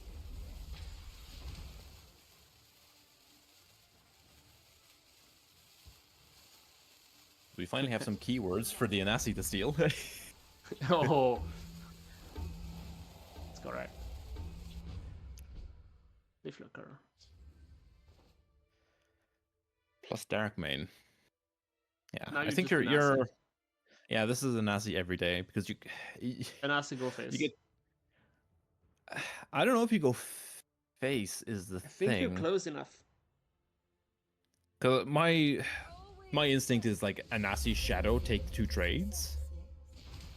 Like take to favorable, take the crab trade into the shear point. You've already seen But 2 shear points. Yeah, well maybe I'm just too mid-range brained. So much for the skill. Yeah, trade into Leaf Lurker. Let's him trade out the Automaton. There's just so much pressure, this Dragon Archer won't come back from it. With only 8 magic at spend. And Raw Spirit all takes it.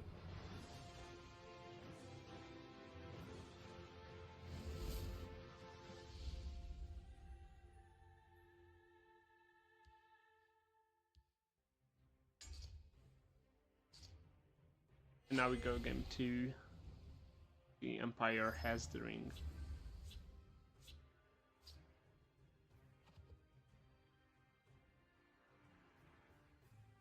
Ooh. Turn 1 Darkmane is pretty good here. Nocturnal pitches everything except the Blaze Lookout, finds a tiny dragon, which is very nice, and a fighter to recruit, which is very, very good. Rospedal goes for the turn 1 in ankle snapper. Good, yeah, I couldn't think of it for a second. Likely, I mean, do you? It depends No, on you what play... you would get from Pawnbroker, that's the problem. I think you just play the Pawnbroker.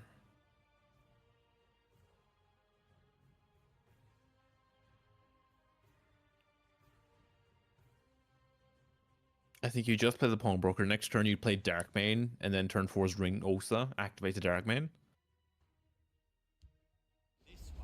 Is just going to commit the Darkmane. Interesting.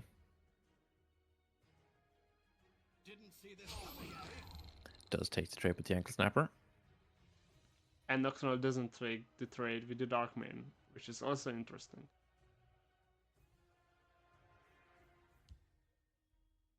It's not enough to watch your back these days. Does the Blades Lookout. Well, I mean, the important thing to note is I do believe Ross's list doesn't really have that much move, like, by itself.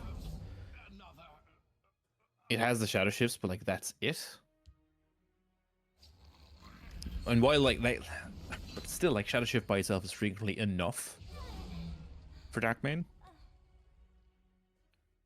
Yeah, Blazer got like just gonna take this trade, I would imagine.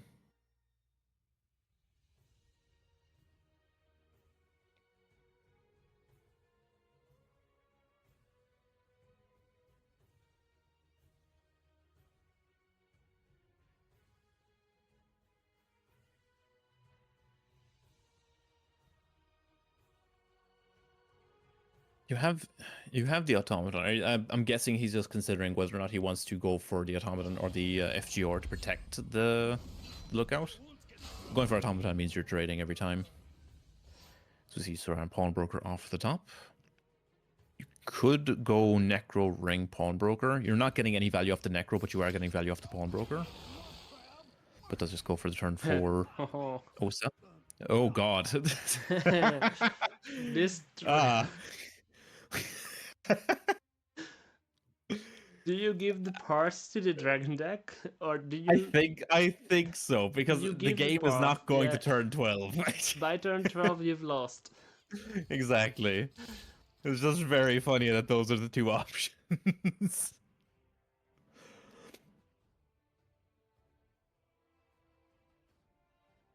Nocturnal does have Tiny Dragon here. Can also just yeah,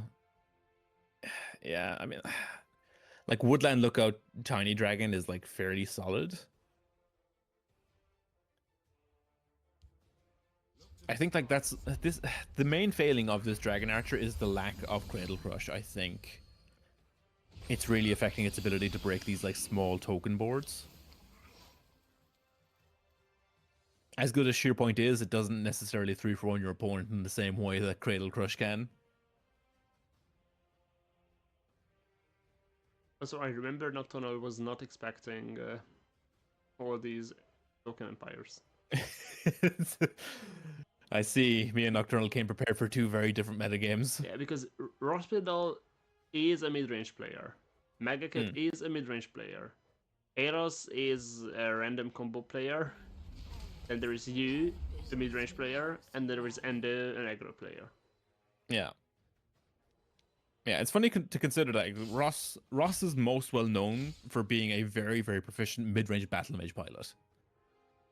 I would argue Ross is probably one of the best mid-range battle mage pilots in the game.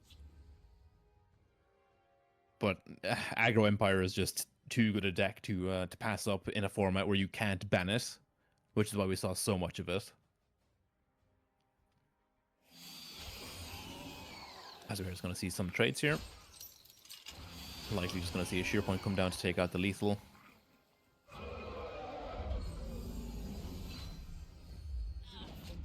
Trade into the automaton. Empire Recruiter off the top.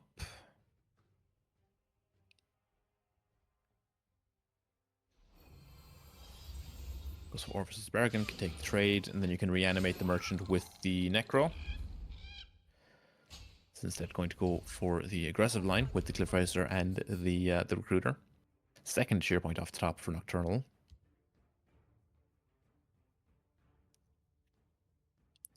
It's a very good Scourge plus Sanctuary Pet.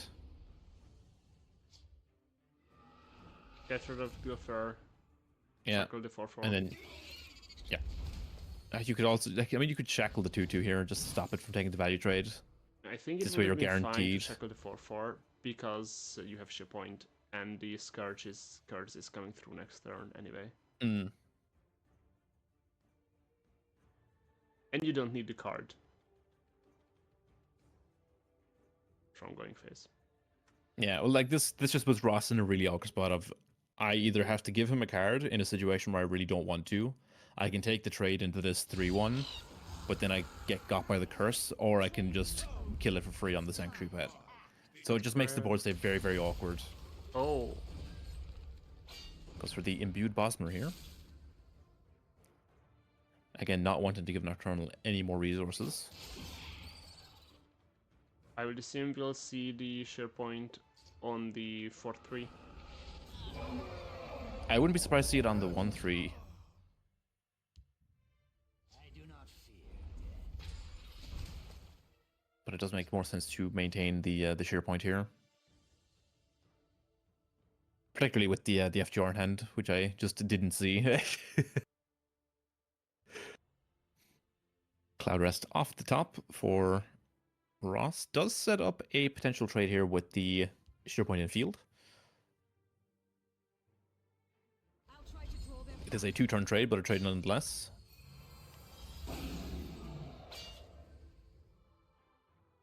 Flamesphere off the top for Nocturnal. Grey Fox is I don't think Grey Fox has many great targets in Ross's current discard pile. Maybe Matt Crab, but you don't want Yes. to give any cards to Rospinol. No. But yeah, this game has dragged on long enough that the Parthenax is going to become relevant. Nocturnal has managed to turn the corner a little bit here. Through the power of Woodland Lookout. One-time meta staple, I might add. Gambler could have helped you, but there is the third checkpoint and also a Leaf Lurker. Yeah. I would assume it's Leaf Lurker and Grey Fox. Nocturnal is going to go in for the 2-turn lethal. Yeah, goes for the Leaf Lurker here. And we're just going to see the Grey Fox come down for a body, more so than anything else, I would say. Rospidal sees running on the wall, scoops it up. Yeah. Token Empire does not stabilize from that point. No. Yeah, if the game... That's where Empire falls down compared to, like, aggressive decks like Token Crusader or, like, Money Yellow Crusader. Empire, once you lose the board, it's game over. You're relying heavily on like your opponent not drawing away to stop you from getting them with like with Cliff Racer, as opposed to like Crusader, which has infinite card draw. That was a very quick keep from Rospidal there, with the 1-2-3 curve. Keeps the Feasting Vulture here.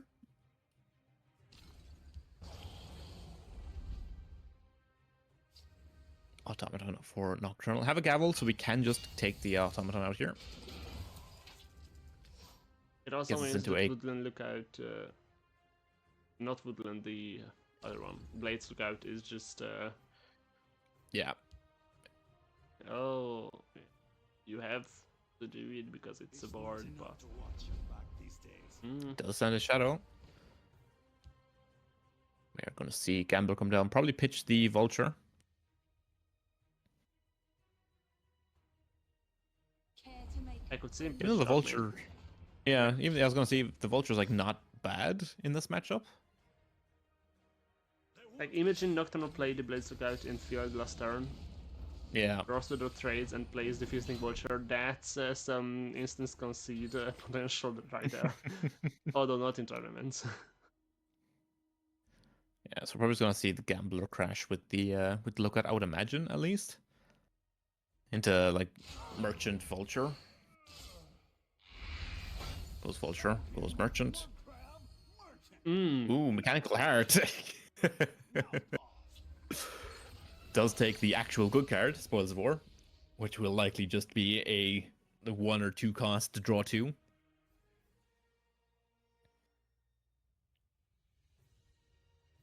It's interesting that Ross chose to play the Vulture and the Mud Crab in field that turn. As you do find a Captain off the top. Captain is so good. Captain is very, very good here. Captain is a clear. It leaves your Vulture at 1 health, and the Dragon will die. Yeah. Sigh off the top for Nocturnal. Rapid Shot on the Vulture just to remove it is probably going to be fine.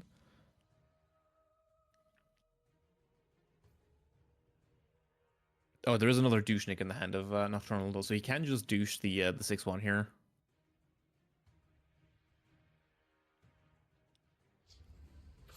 Rapid Shot. Does go to the Rapid Shot. And develops Blades next. Lookout.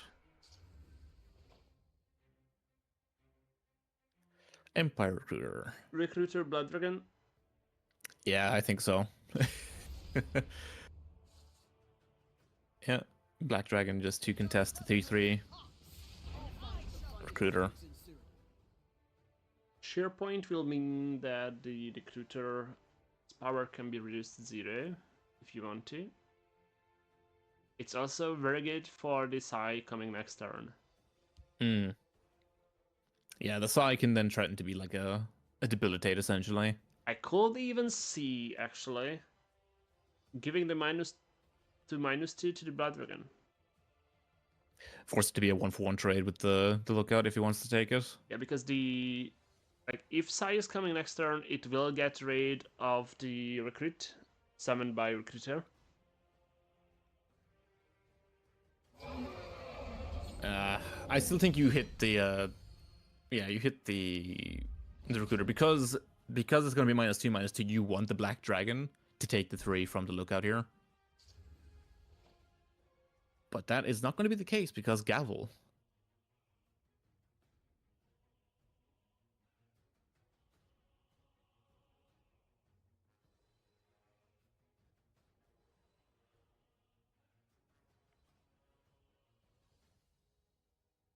So His almost Gavel all the even, matches going to 1-1 shows how evenly yeah. skilled the players are. We'll ignore that I got 2 odd.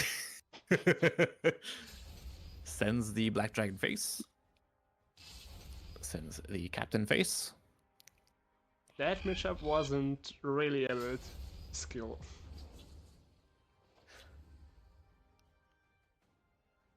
As Nocturnal hits a flame spear off the top. Yeah, I think this is just going to be... Side trade. Do Yeah, you I trade think the so. sheer point or do you trade the blades lookout? I think you take the favorable with the sheer point. You Oh want yeah, the it will be lookout. favorable because it doesn't just reduce the -2. health but the power as well. Yeah. Yeah. Then it's easy. They won't get the drop on me. Ghostface gives Russ a marked man and a pawnbroker. Pawnbroker could be very good here. Now the problem is Yep. this double Legion Trainer. Mm. You have a full hand. You could just play 2 Legion Trainers and then Automaton, Pawnbroker, hope for a 0 cost. Oh, That is an FGR. It's the only prophecy in his deck. Goes Shadow with it. So Nocturnal does have a Scourge, and he does have a Rapid Shot to activate the Scourge. You could also just play the Scourge in Shadow and just dump like a Wormhole Trader on top of it. I'll whip them into shape. So First Nocturnal's Legion not Trainer. without answers here. I was gonna see a second trainer, then we're gonna see Pawnbroker. See what you get. Time to act. Yeah, rolls the Pawnbroker. Have business with House. The highest impact 0 cost.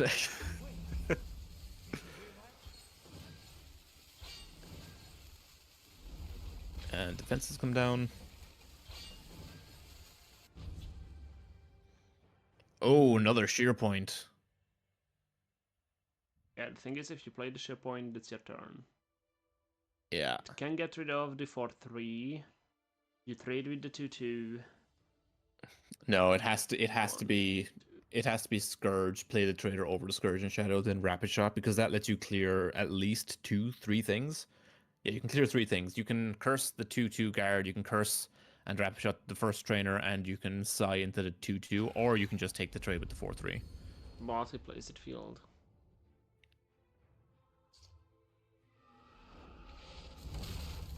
Does have a Douchnik though. So you can just clear this 4-3. I keep forgetting there was a Douchnik in the hand. Do you But you're like at the 9. Douchnik pinging the 4-3 for favorable, or would it have been better to ping the 3-1 in Shadow?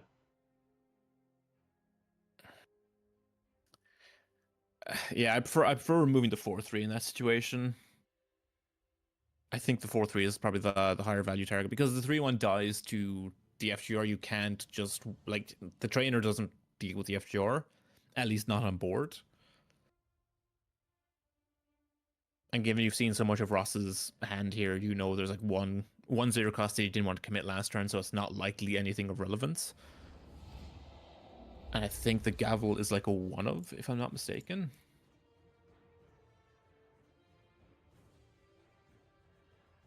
The Gavel is a 2 of.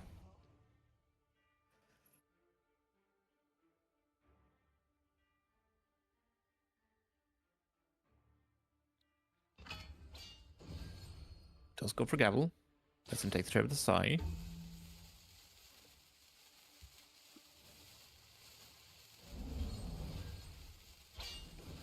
So you need 7 more damage.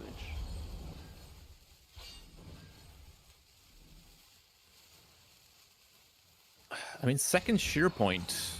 Alright, 9 more damage. Yeah, the second sheer point will be tough, because now you have sheer point and curse. And rapid shot. Yeah. So, like, you can shear point the 4/3, one of the 4/3s, Rapshock Curse the Mammoth. And then there is 4 damage left. You could also Rapid Shot, Shear Point the Mammoth, get rid of the 4/3 with Curse. It has the same effect. And then there is, yeah, still Automaton left. Yeah. Well, you also have Cost two you- mana left over, so you can still play a 2-drop at that. And there is a 2-drop in hand. Now 2 Yeah. 2-drops. Yeah, this You is have just traders. the perfect turn. Yeah, you can just threaten a trade. Like, there are draws for Ross, but I don't think any one draw does not win him the game in this situation. The most damage you can top deck is 4 with Cliff Racer or a Raz.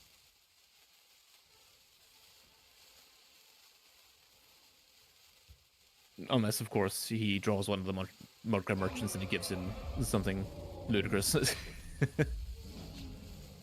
Yeah, Sheer Point Curse. Takes out the trainer. And the trader comes down, which then threatens a trade. Finds an East March. Let's see if we can find... I don't know if we can find even anything that would be lethal here. Clivia is nice value, at least. Prophecy. Prophecy, another FGR. Is again, the only Prophecy in Nocturnal's deck. Bow to these provincial conditions. Yeah, Clivia comes down. Standing by. I could have seen you play the Oblivion Invasion just for the guard.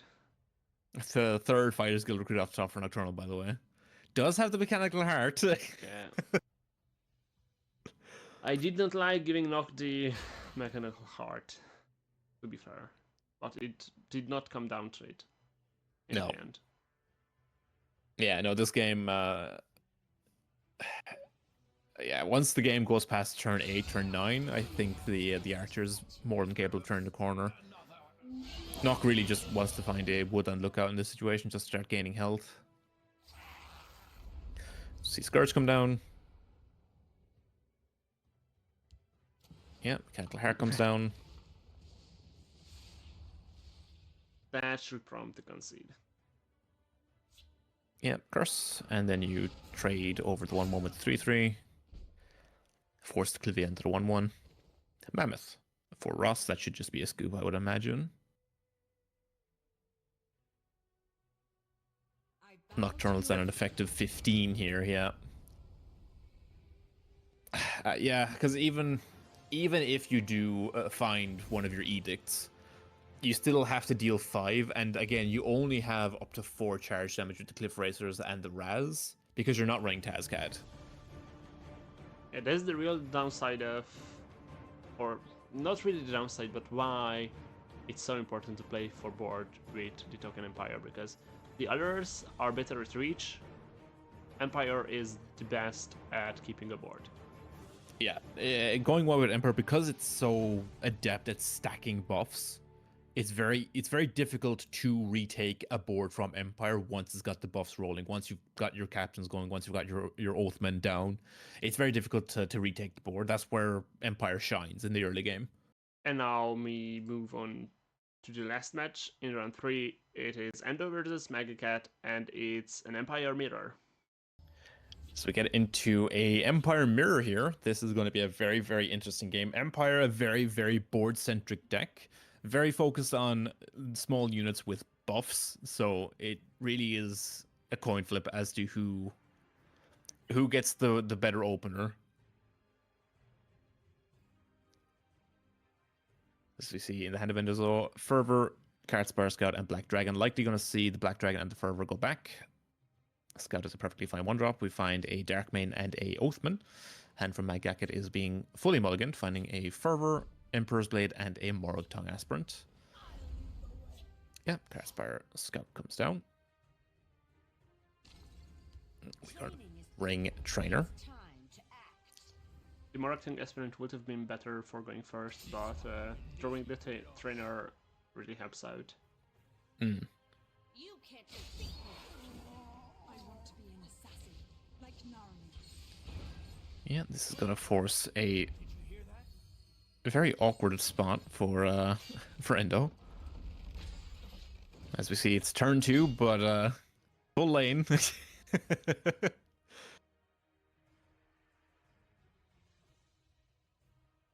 I think one thing that we will have to keep a look at is how the hand sizes go. Because if this game goes longer, then it will be about resources. And Yeah. if this game goes short, then it will be about who develops the board first. And right now, Megacat is looking good on that end. Yeah. Like you have, like next turn, you're able to force a very awkward turn from your opponent. Like you can trade the Darkmane out, you can develop your Emperor's Blade to protect your board with the ring. And then you have Fervor for a follow-up.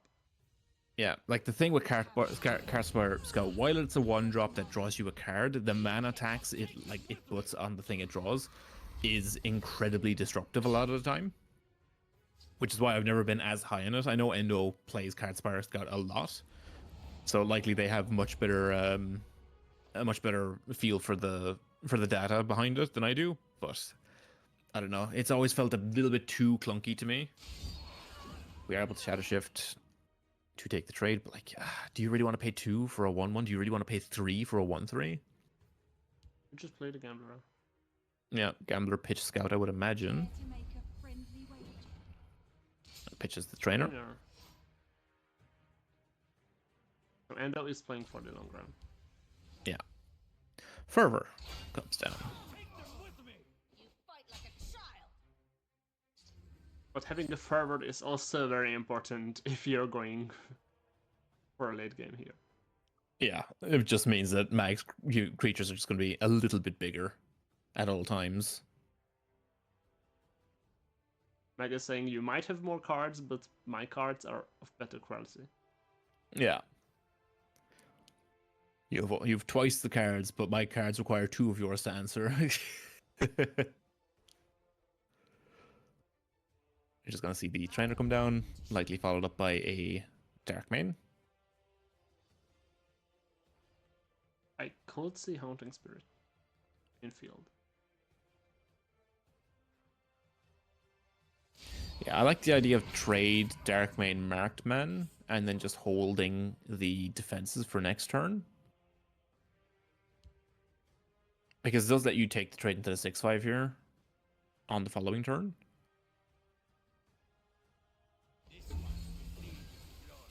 Or you could just pass at this and like not let your opponent really know. Because if you develop the Markman, your opponent is for sure going to try and stop the damage here. But Mag is like always playing Blade Ring Recruiter anyway, so I'll take them with me. just because Gambler is so much better on an empty hand. I'll find you the finest recruiting soon. Also, you have lethal. Yeah. Which means Endo will need both the Trespassers. Yeah, I mean Empire Oathman is still fine. Lets you kill off the lets you trade off the Emperor's Blade. You heal for 6. You go back up to 20. Not Trespassers, Trappers. Mm. So if you...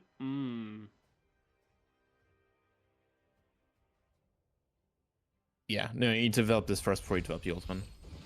Plus maybe the 2 Trappers as well. I think you're always going Oathman in Shadow here. Yeah. You play both Trappers, the Oathman. And Interesting. Holds 1 Trapper. Likely does he just want go to in. just go back? I think he might be looking like you have No, you have to trade. Yeah, no. Likely just playing the last Trapper in Shadow or just holding it. Oh, interesting.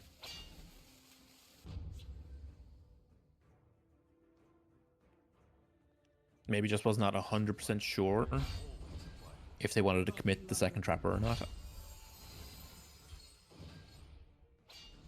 we see the captain come down. That's +4/+4.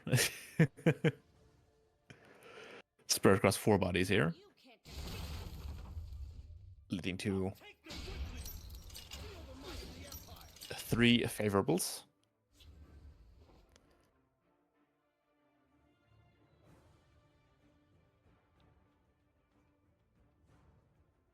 So Endo does have the 1 copy Shining Saint, so Endo can remove the 6/4 here. Thing is, it might have been favorables in the field, but it shackles. Yeah, So, well, I is mean, there a chance to set up lethal next turn? You take out the Bruma. It's 2. You still have 5 left. you can play the Necro and the Scout. Necro gets you 2 bodies.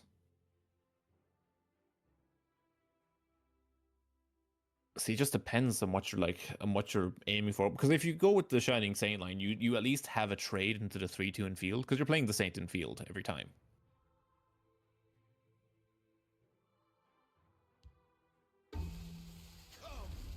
Gonna go for the Necro here. It's gonna go for Trapper. Yeah, goes for Shining Saint. Moves to cover on the 6. Oh, on the 4/3. Interesting. Takes the favorable. Prophecy. A little distraction might Cloud Rest.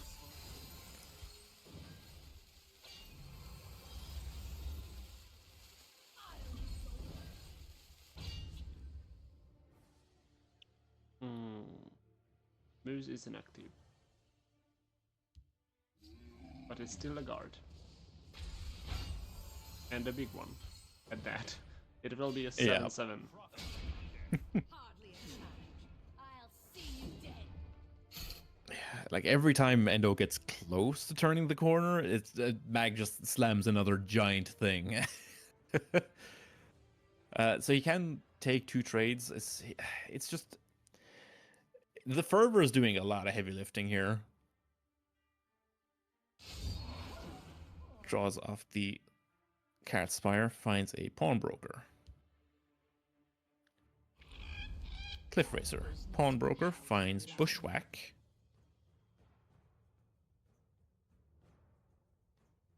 Do you just go and from Shadow attack the Moose?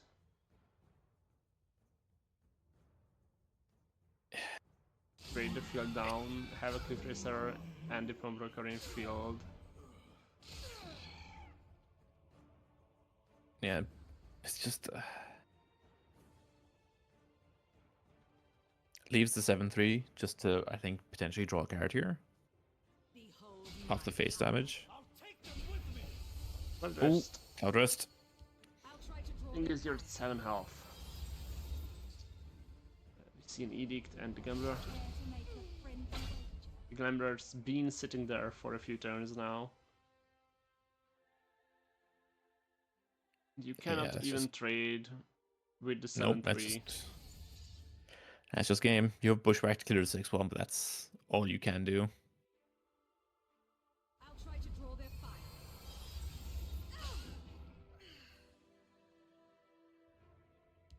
This was the most you could do. There's just no outvaluing the Fervor Yeah. in a drawn out aggro mirror. Yeah, just to, when you're playing, when it's a mirror match and your opponent's units are just +1/+1 bigger than your units, it snowballs very, very quickly, because what would be like even trades become unfavorable, and the favorable trades become even more favorable.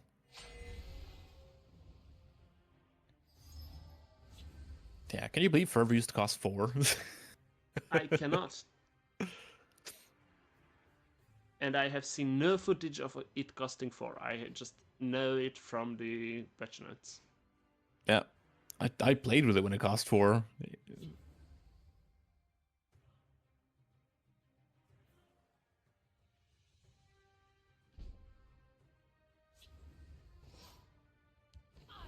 So we have Carspire Scout on turn 1 again.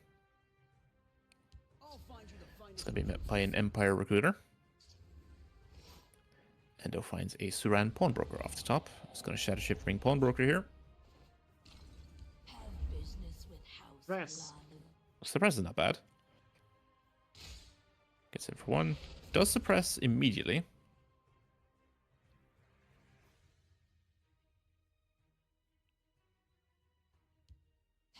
Yeah, the 1/1s that the recruiter is summoning in a token empire are actually not 1/1s, but 2/2s and 3/3s. Yeah. And we do see the captain and the fervor in the hand of Mag here. But this Emperor's Blade is going to come down and just presents such an annoying body. Raz and the Can shadow- Nazi are not helping you. We can shadow shift the 4/4 at least out of the way if you want to. Does cycle with the Card Spire Scout here. Yeah, I think you do Shadow Shift and then East March. Go face, breakthrough and East March. Does just It's trade. like this, yeah, you trap her and then it double trades, but Mag will have the fervor.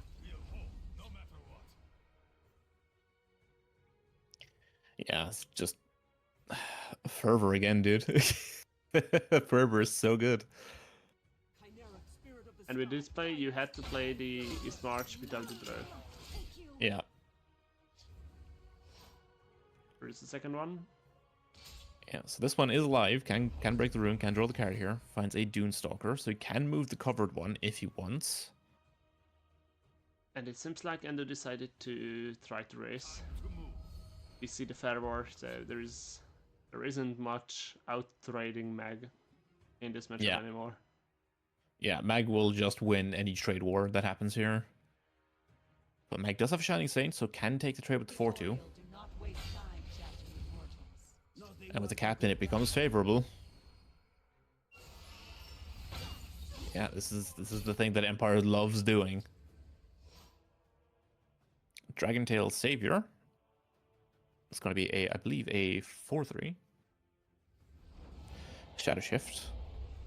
Take a trade. Finds a Marked Man. Just before starting to record this match, we've talked about one of the main differences between the two decks.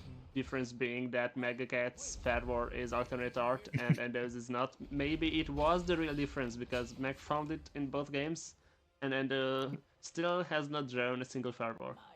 Yeah. Both are playing 3 off. Yeah, I do believe Endo is running less buffs overall. I think Endo's only, it's like the 3 Open, 3 Fervor, and only 1 Captain. Does find a Fervor, finally. But I think it's a little bit too late. Can clear off the Moose, but you're still taking 8. And even, I mean, look at the resource game as well.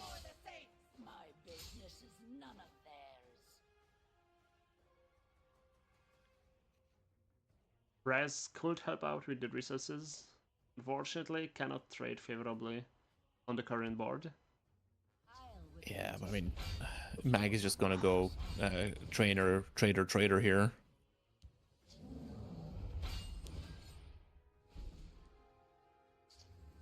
Look at these 6/5s. Leaf Racer Like you is 5 damage right now. Yeah, you can remove the trader, but you're still taking like 5 breakthrough.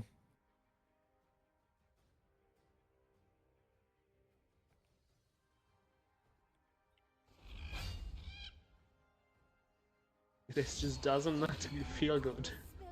No, the Mammoth just completely nullifies it.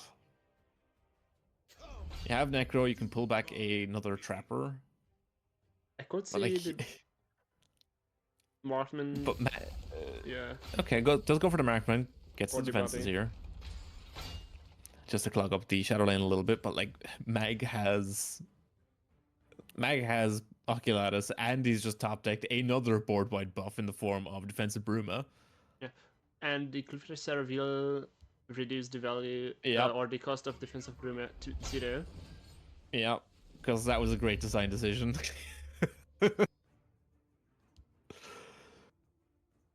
Yeah, we will see yes. full clear. Yes, let's just have a 0-cost mercenary captain that gives everything guard. that's a great move. This is just it's just lethal.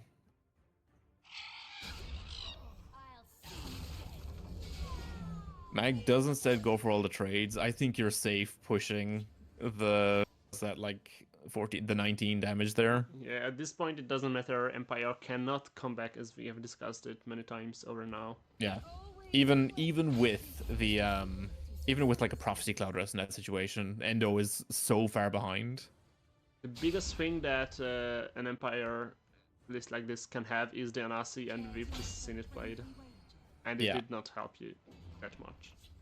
Yeah, because the Anasi really wants you to have a board already to make the most out of it. I'll see you dead. Yeah, that's game. Mageka takes it 2-0.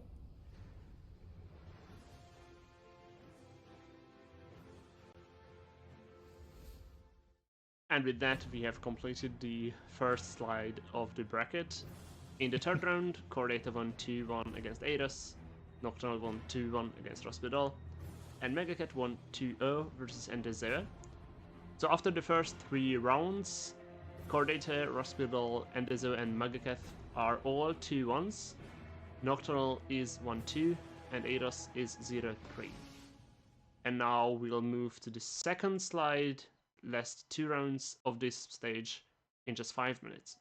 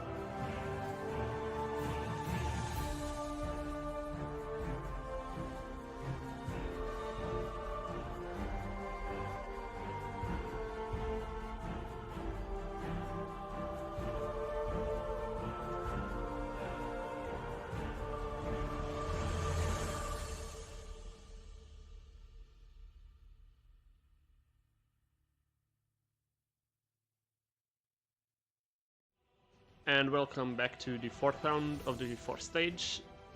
We will look in this round first at Endo versus Core, and then at Mag versus Nook, starting with Endo Core.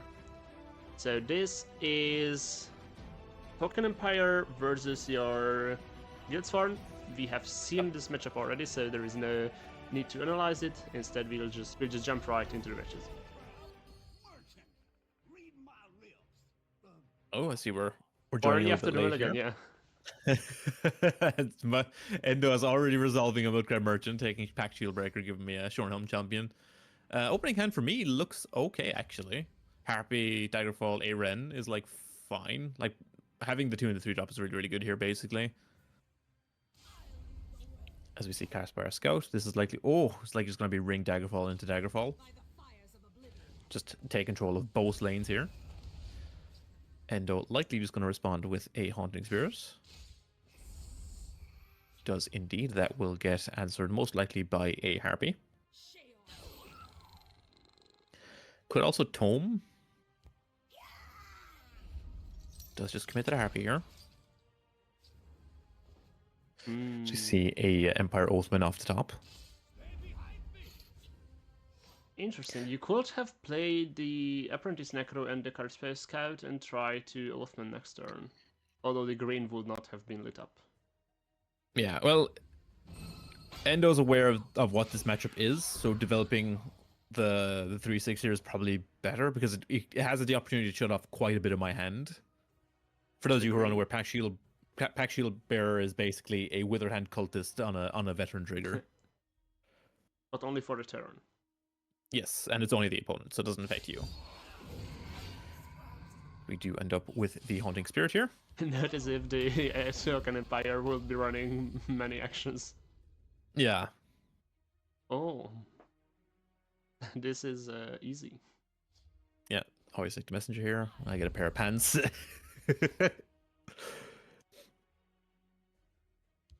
Just so you can start panting. Yeah, so we just go for the Shornhelm here.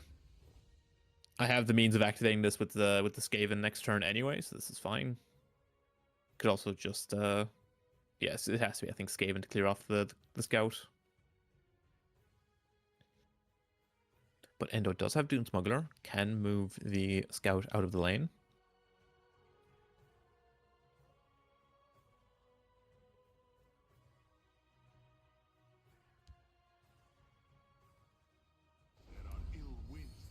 Does move the scout. Turns into a 5/5. Gets in for 5. Do you play the Gambler? And if you do, what do you ditch? Just one of the I think you just weapons? ditch the... Yeah, the Weapon messenger, I think, is the correct... Yeah. Yeah, we're just in a pretty bad spot here.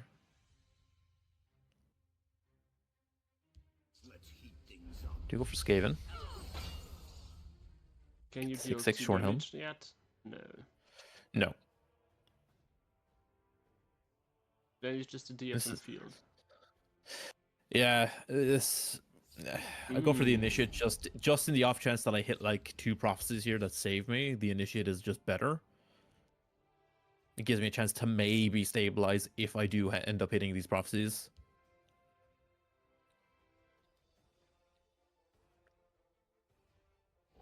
Yeah, You see pit line to Oathman. This should be a pretty clean lethal from Endo here. Hit me for 4, hit me for 2, hit me for 6. Yep. That is game 1 to Endo. Yeah. Yeah, the opener, while like the original opener was good, the Haunting Spirit on the Cartspire and then just not having the Earthbone to answer the Cartspire afterwards just led to a very, very annoying snowball. So we get into game 2 here. It was like that versus Rospedal too. Yeah, pretty much. It just didn't quite have the answers I needed to deal with the board that was presented. And again, Empire can build a board very, very quickly, so you have to have the early answers. As we see Mudcrab, Cartspire, and Haunting Spirit and Vendo here. Goes for the Mudcrab. Probably just takes Treeminder. I could see Grave Grasp. I mean, yeah, Use it on Grave your Grasp Initiate. Yeah, Grave Grasp is like fine. Does go for the Tree Minders, guaranteed body. Plays the Scout in Shadow. This to me signals a potential pit line.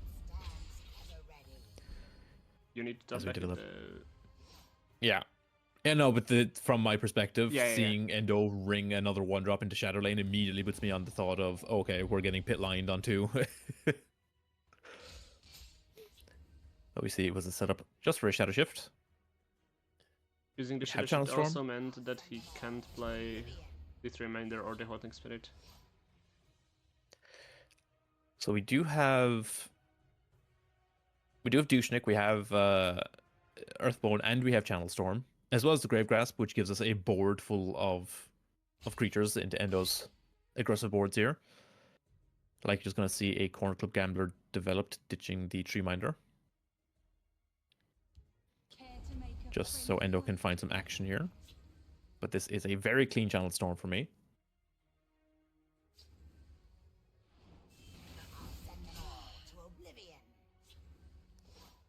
Clivia, off the top. Breaks a rune. I find a Profiteer. Black Dragon next turn, Clivia. Yeah, so for me, this is likely just going to be Bruma in Shadow and then drop the Reflective Automaton in field. You also don't mind if they get discarded. Exactly, this is deck thinning. And having developing the Profiteer here is necessary because I want to Grave Grasp for 4.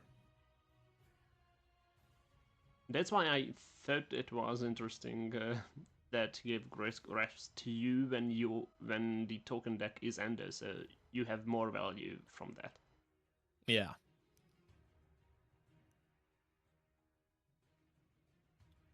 So Endo just thinking about what the options are here.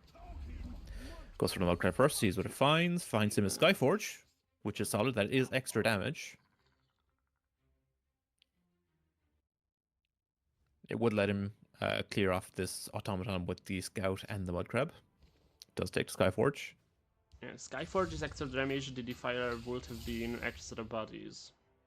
Hmm. The Skyforge is just a lot of extra incremental damage over the course of the game, which I think is worth it.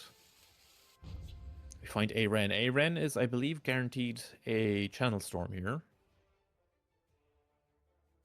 But we just likely just Piercing Javelin this, yeah. Hit for 1, pass turn. And with the Jab in the discard pile, the Aaron pulls are better now. I would argue worse. We pretty actively want Channel Storm back because it's cheap. Because under A-Ren it's going to cost 2. So next turn we're hoping to develop A-Ren and get a 2-cost Channel Storm to deal with whatever the play out of Endo is. The reason I think Jab is better is the Clivia right now. Yeah. But obviously you did not know the Clivia is in hand. Yeah, we do have the second Javelin for this, and if we do roll the A-Ren, we could, in theory, roll a Channel Storm and kill it by going face with the Profiteer 2 Empower.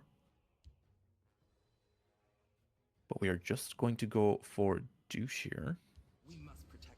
Ping off the 2-1 maybe. I got the support. Oh, yes, yes. yes, past me. Much better line. Execute. You can tell it's been a while. Yeah, also, you usually don't see a Skyforge in Token Empire. Yeah, very true. Yeah, so Endo could execute the 2-2. Likely not going to be worth it, though, long term. And our Alfiq is active. We do have a Automaton in the graveyard. As I take 2 damage here. I think you... do you execute a Ring Smuggler or you just Smuggler? Probably just Smuggler. Does go execute. It could be Haunting Spirit then, if he doesn't want to use the ring. Because the Smuggler is... with the buff, it's an instant damage jump, so... I could see you wanting to keep it. We find a Phalanx off the top. Full board. This is like not a bad Grave Grasp. Yeah. We do take it. Get 4 1-1s here. Not a bad, meaning full value. Yeah. Steal from folks And Well, I mean, unless Ender top decks the Fervor, which it didn't, then it's good for Yeah. trades too. Yeah, the nice thing about this Great Grasp is it actually lines up very, very well into the board with all the 1 health units in the field lane here. You see Mammoth off the top for Endo. And you have a spinner, so the Haunting Spirits guard and health and last gasp won't matter. Well, it will still have guard because Clivia gives it its passive Oh, on Clivia, correct, yeah. but it does remove the last gasp. You're still we clear find everything another. but Clivia. Find another Crusader. The question here is: does Endo want to edict this this Defiler? I don't think it's worth it. I mean, I can get back like a douche Nick Yol, which is like decent, I guess, into the board state. Does actively take a trade here. Dushnik is very good because it can ping off the Clivia. We hit a Killsworn Apprentice. Cycle a card. Oh, fingers off the top is fantastic. standing by. I think fingers is like exactly what I needed here.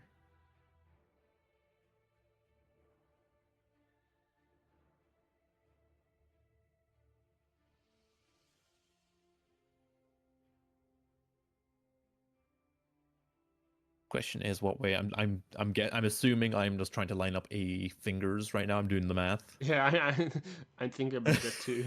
Because I need to be careful about how I sequence this with the spirit. I wasn't So we take the trade first. Unless you just spinner the spirit and play the Dushnik. We must protect. Go for the Dushnik. Probably ping off the Clivia here. Yep. Keep your distance. Spinner the spirit. Take the trade with the Crusader. Right And now, pass. Ender has 9, that's 11 damage. That's exactly lethal. That's And with the unfortunate. With the edict, he can get rid of the Dushnik. Yeah.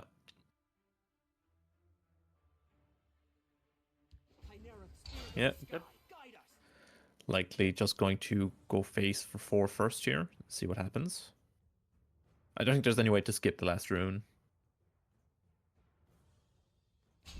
Prophecy! We do hit the prophecy. Oh! And it is a Cloud Rest. It is the best prophecy in the deck. That does put the lethal off, I believe. Yes, it does. This is- Even with Smuggler, you don't have enough, yeah.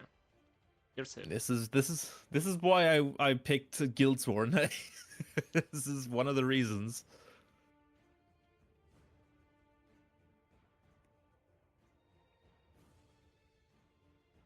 But this has been a very close fought game. What does Ender run for Reach? I do believe Triple Cliff there's Racer one triple Clillfacer and Raz. and Raz, alright. And technically a pair of Gavels. But as far as charge goes, it's just the Cliff Racers and the Raz. And even if the 2-2 goes face, you will be still left at 5, so Cliff Racer would not have been lethal, although with Doom Smuggler it could be 5 damage. So we do have a full clear here with fingers. Behold my power. I do cycle the Rapid Shot. Didn't need to, but I just wanted to dig for some healing. So you see Ultilothi Assassin off the top.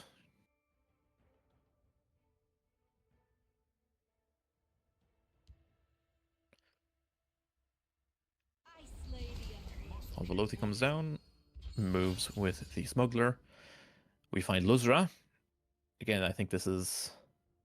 Yeah, I'm just going to roll the Aren here and see if we get back the fingers, which we do. Oh.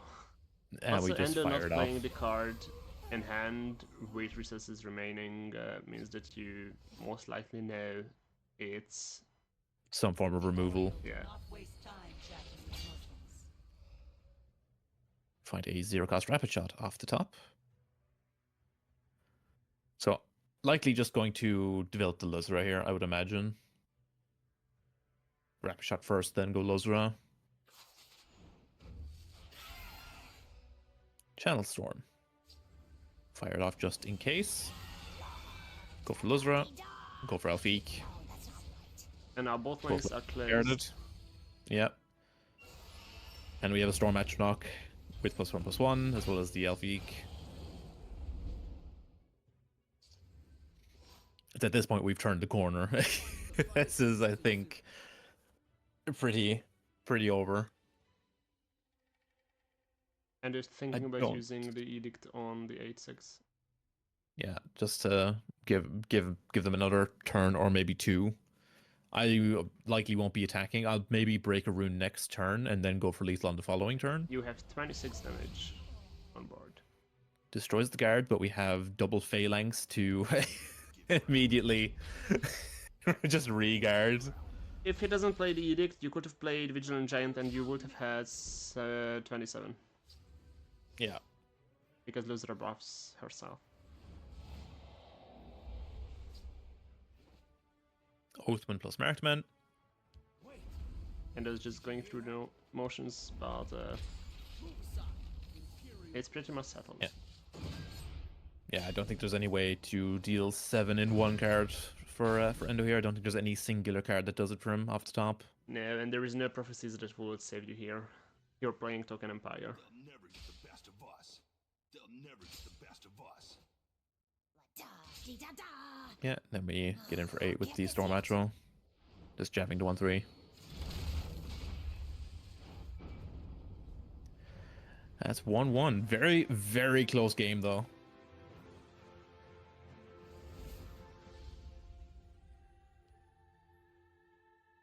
I wonder how many times it will happen that the game goes long and the Aggro Empire still manages to win. More often than you'd think. Looking at the game 3 here. I do end up keeping a hand of double prophecies just because my mulligans have been so consistently poor. I just keep the like relatively okay cards in hand, being the Initiate and the Cloud Rest. So you go for the Reflective Automaton. Gavel off top for Endo is very, very good here. Let's him Also take the trade with against the decks like Marksman. this, you're glad to keep the Initiate, just because of the drain. Yeah. Yeah. And Cloud Rest does mean any untraded creature just ends up taking a value trade. Yeah, just go for that. Goes for the Pilfer with the Recruiter. As we likely just develop the Initiate and Shadow here.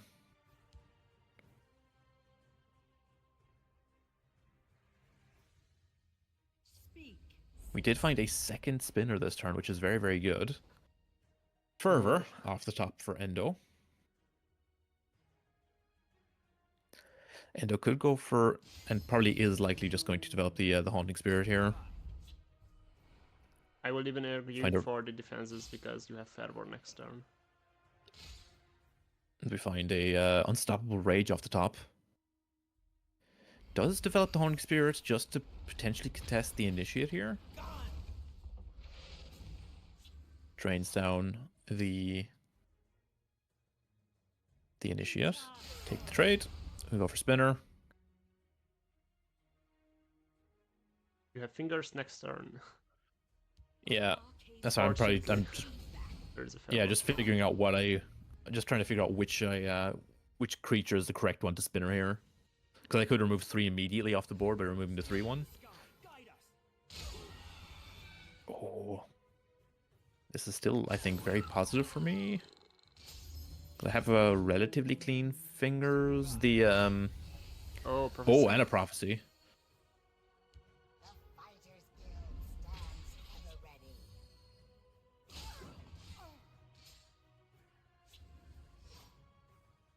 ready. 1, 2, 3. Yeah, Fingers. Yeah, just remove some of the damage here.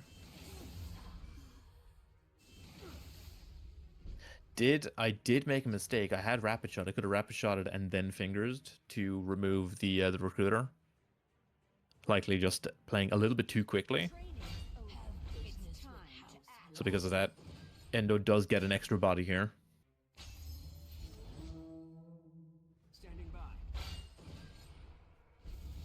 Another We get another prophecy. And it's a harpy. That's okay. Likely send the shadow, I would imagine. Shackle down maybe the 4/4 or one of the 2/2s. One of the 2/2s.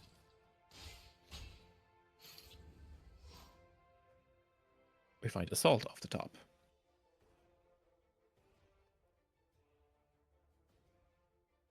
Again, we're in this position of I really just wish I had an execute at like any point of this game.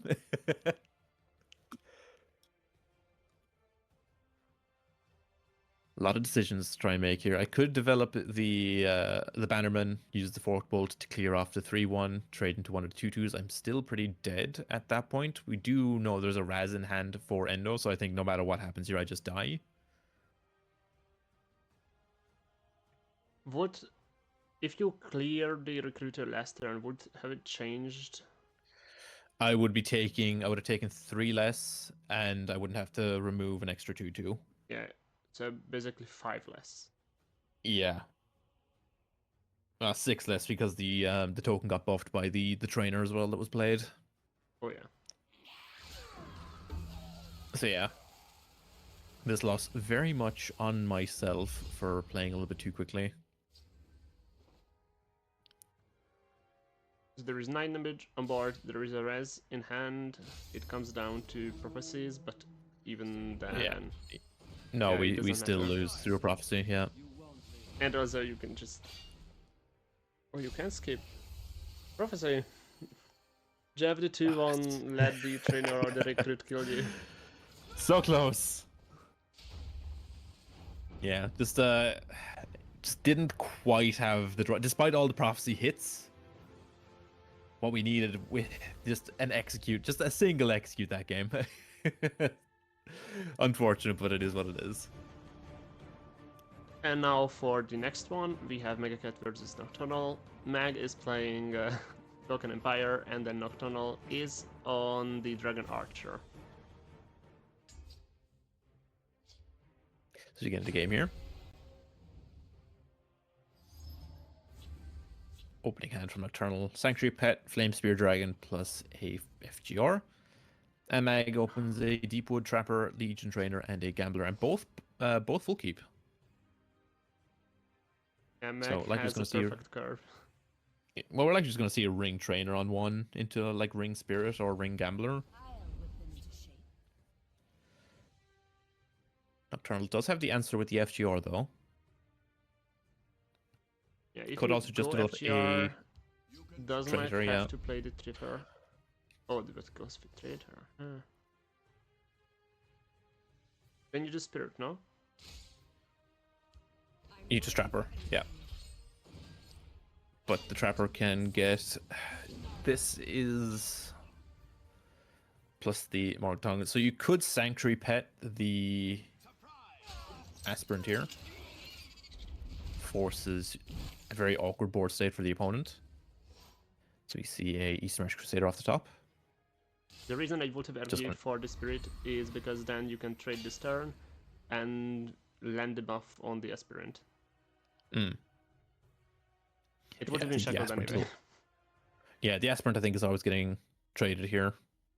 And then you're just more than likely developing double FGR into this.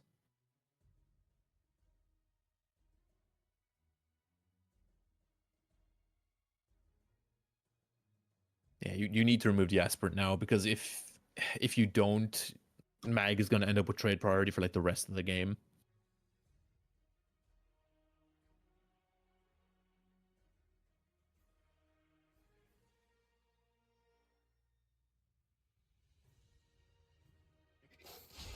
Does take the trade, and we are just going to see the double FGR come down. Just make the field lane very awkward to trade into. You're basically forced into popping the Spirit and then taking a very unfavorable trade with the trainer.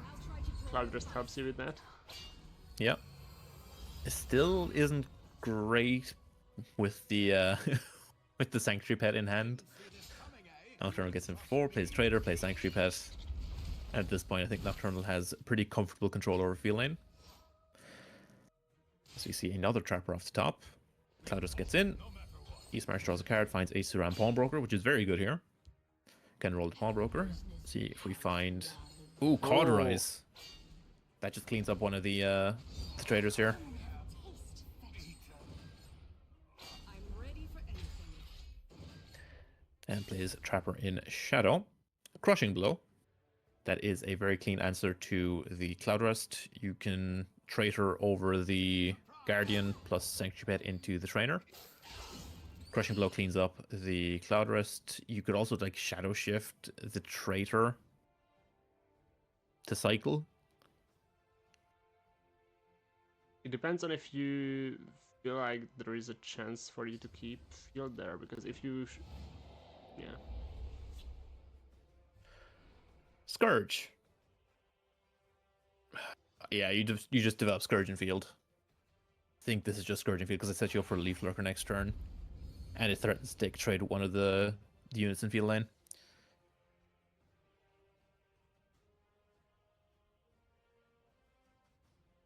Yeah, you can curse now. I don't think it's worth cursing now, though.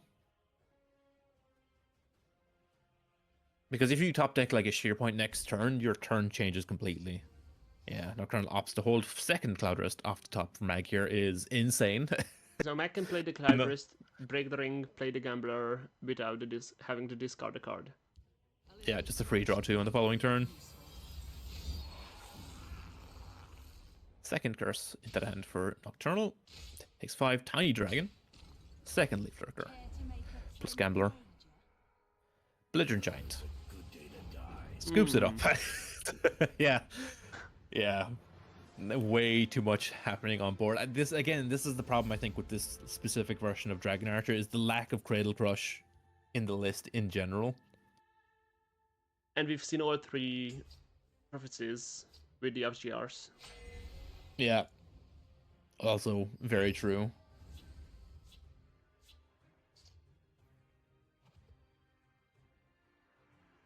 Opening in from Mag looks absolutely insane. This is exactly the type of opening you want as the Empire player without the ring. Yeah. This is like unbelievably perfect. Opening in for Nocturnal has nothing happening until next turn with the Sanct Pet. Oh, that book. Second Gambler. Yeah. A Mournhold Trader for Nocturnal. But it's just going to Sanctuary Pet. Likely lock down the suspect. Force a trade in with the trader.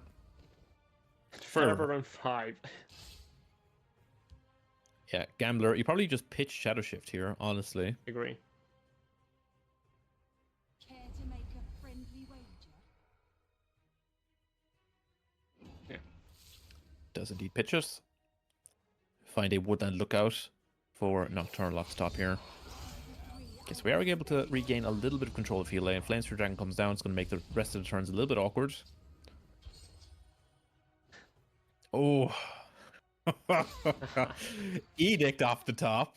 You could also just Gambler Trapper. No, just immediately takes the Edict. That's so funny. These draws from Mag are absolutely unbelievably good.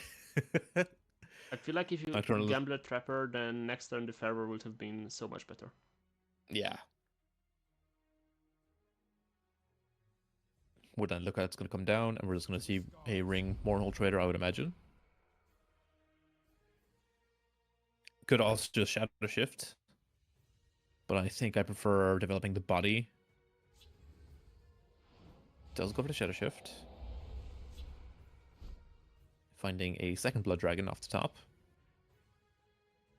Yeah, we're only ever going to be able to play one dragon next turn.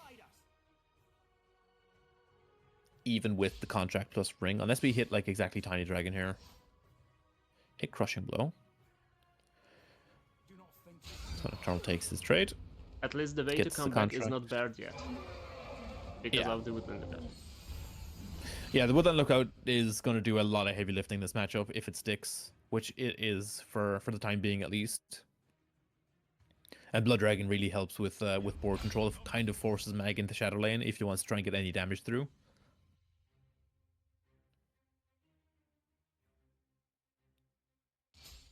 See Crusader come down getting a Gavel. Trapper comes down to threaten the trade on the Lookout. Sheer Point for Nocturnal here.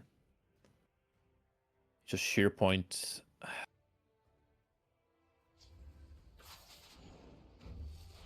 Goes for the Rapid Shot. Puts it in trade range of the Lookout. So probably just going to see Sheer Point on the 3-2.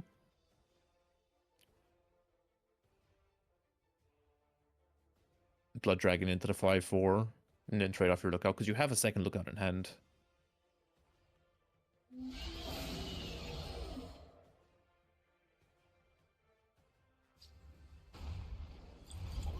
Crushing Blow. Okay.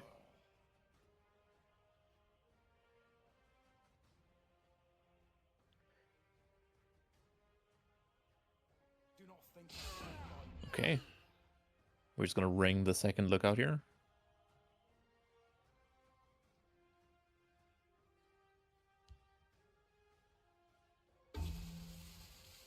Goes to the contract. Does And go the for second refuse. Lookout. Yeah. This is still... I'm not keen on the trades that happened here because this Morg Tong now gets mad value. Like gnarly. Go for the Mammoth, we go for Gambler, probably pitch the Gavel here. The third trader off the top is going to go for Morehole Trader and either ring Sheer Point or Blood Dragon here. Just go for the ring Sheer Point. Removes the Aspirant this turn. We go back up to 15. Oof. Yeah, we had, what, 14 damage this turn from the Captain and the Oathman. Crazy. Yeah.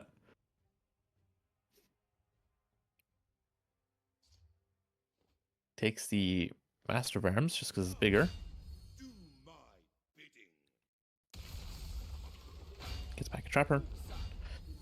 Develops the Oathman. Everything gets +1/+1.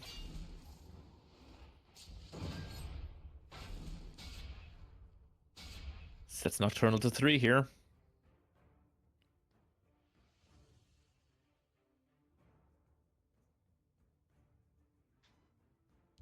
We must protect our stronghold. Douche Y'all takes out the Fervor.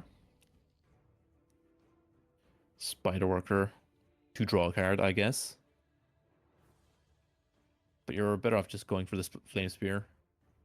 I mean, I don't think it matters what you do. You're pretty dead regardless. Plus the Captain in hand, so it doesn't actually matter. But I will spill your blood.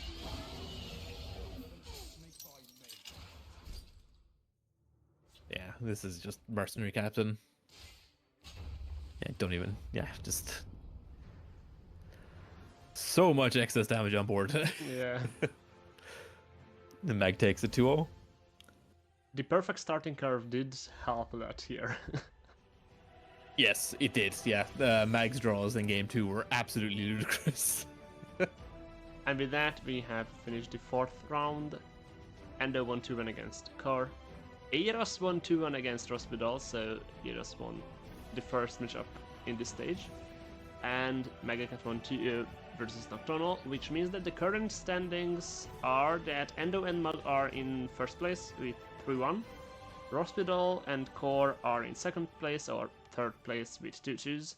And then Nocturnal and Eiros both are on a 1-3 score.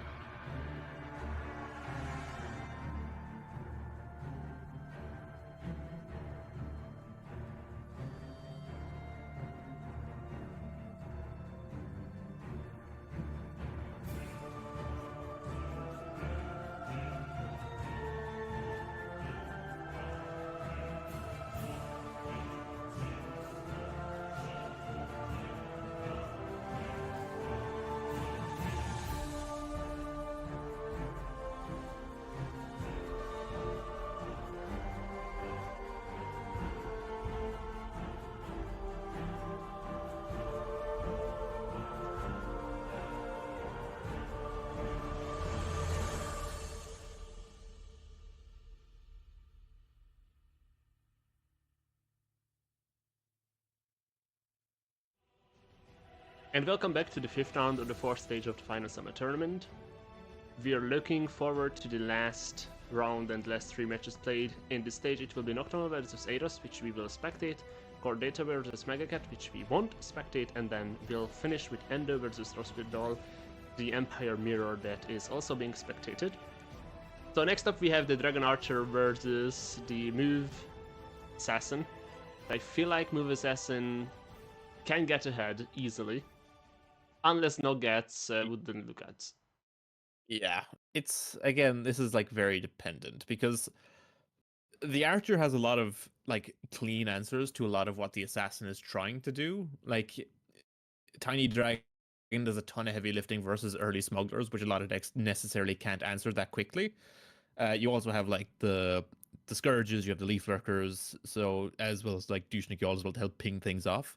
So there's like a lot of ways that the archer can interact with the assassin, but the thing is the assassin can sometimes just get a very aggressive fast opener that you just don't have enough interaction for. So it's going to depend heavily on what way the draws fall here. So get into game 1. I feel like that was most of the matches with this Move Assassin.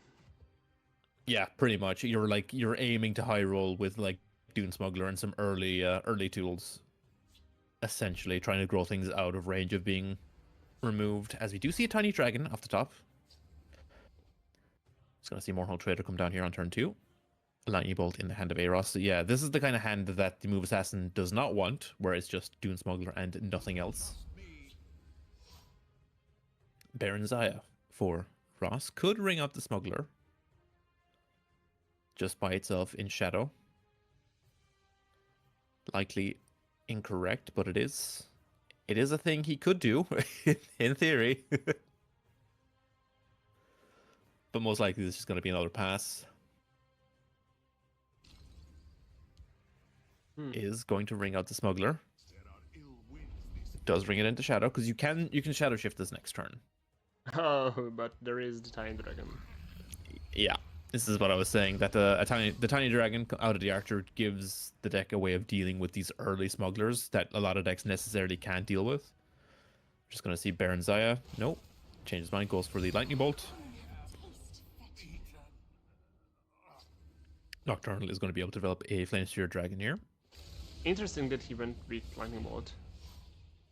I think it's correct. You want the free 2/1. It like balances out the tempo loss of spending your entire turn bolting the thing, and it gives you another creature that you can like shadow shift, and you don't necessarily care about losing this 2/1, whereas you do care about your Baron Zaya. Likely just gonna see like Corner Club Gambler come down into like a shadow shift. Pitch one of these Swift Strikes. I don't think you want both.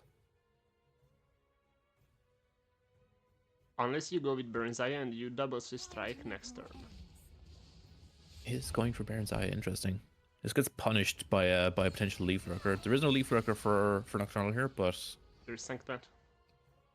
yeah, it's just a very risky line deploying the Baron Zaya when you can't back it up with anything else to take the ping from the Flame Sphere. My other problem is that it was the last turn to play Gambler without having to fear Shield Point. Yeah. Now with the Flame Sphere Dragon, alright, Prophecy. It's a bolt. Bolt.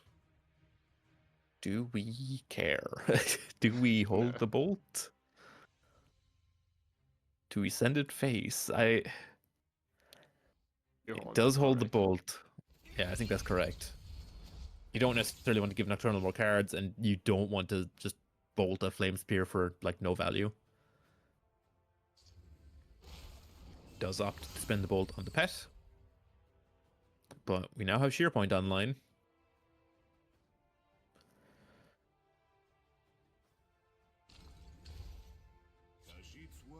Goes for Bootlegger, just again trying to keep the Baron Zaya safe. But that is not going to matter this turn. And we have the Scourge for the follow-up turn as well. Yeah, again, like this is the issue with the action-heavy move assassin. Is you end up with like these really badly bricked hands of like Swift Strikes and Shadow Shifts and Bewildering Speeds and just not enough creatures to play him on. Do you cycle off Shadow Shift here, finding a Harpy, which is like fine, but like at the same time not great. Pitching the Swift Strike here, because now if we go for the Harpy, it just dies to the Flame Spear for free. You have to pitch a Swift Strike, I think. Looks like he pitched the Harpy. Pitches the Harpy and goes for the Jackal. Okay, the Jackal at least survives. But like you're getting worn down. Oh, and The Belligerent is Jackal really does good. not survive. Well, I mean, you could just Belligerent the Gambler, and that's a massive reset for Ross here. Yeah, that is absolutely abysmal, and we see the second Gambler off the top. Moves Assassin is not known for its defensive capabilities. No, Move Assassin is not a deck that wants to be on the back foot at all. Ever, it wants to be extremely proactive at all times. I would say it's even more Glass Cannon than Burn Assassin, because Burn Assassin at least has some health gain. This doesn't. Yeah, exactly. Yeah, I think out of all the assassin decks, I think Move is probably it's the most explosive by far, but it is the most fragile and it's the most prone to these like bad hands. Because like you could make the argument that like Goblin Assassin was like equally as like fragile, but I don't think so because a lot of times you could just play goblins and get there. Then you had like the backup like the bolts and some burn stuff to close out games, but with the Move deck, it's just you need to hit your move payoffs. Again, keeping the double Swift Strike here. There's Cascade, so if you go this, you have guaranteed lethal next turn. Yeah.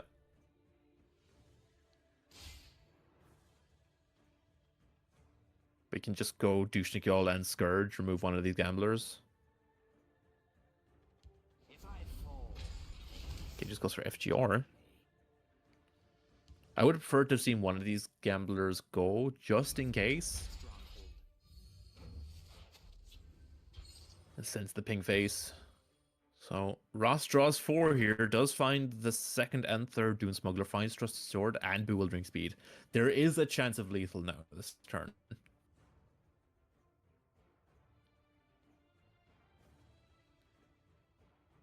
You have 8. You can play a Smuggler, you can play a Bewildering Speed, you can play a Trusty Sword, and you can play a Swift Strike. The question is that enough? And you're going to have to swing with one of your creatures now. So this 5/4 has to attack this turn, or like this right now. Because you're going to miss out the damage otherwise. Does take the 5, goes for Bewildering Speed next. Moves them. Goes for Trusty Sword, I would imagine, on the 6/4 here. It's 8 with the strike. Nothing, 16. Yeah, 6 off.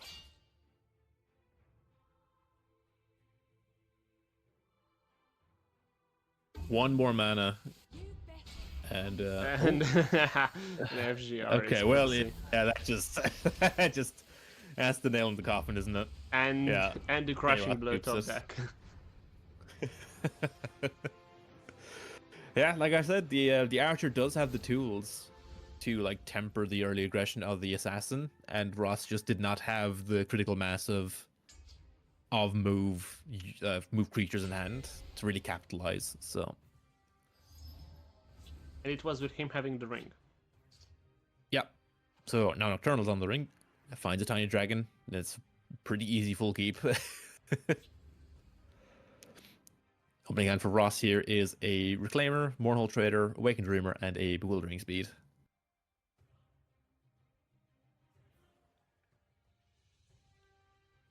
Yeah, turn 2 FGR is going to be pretty good into this traitor. Neither That is hands do inevitably bad. Yeah, no, the hands both look good, but I think Nocturnals might line up a bit better.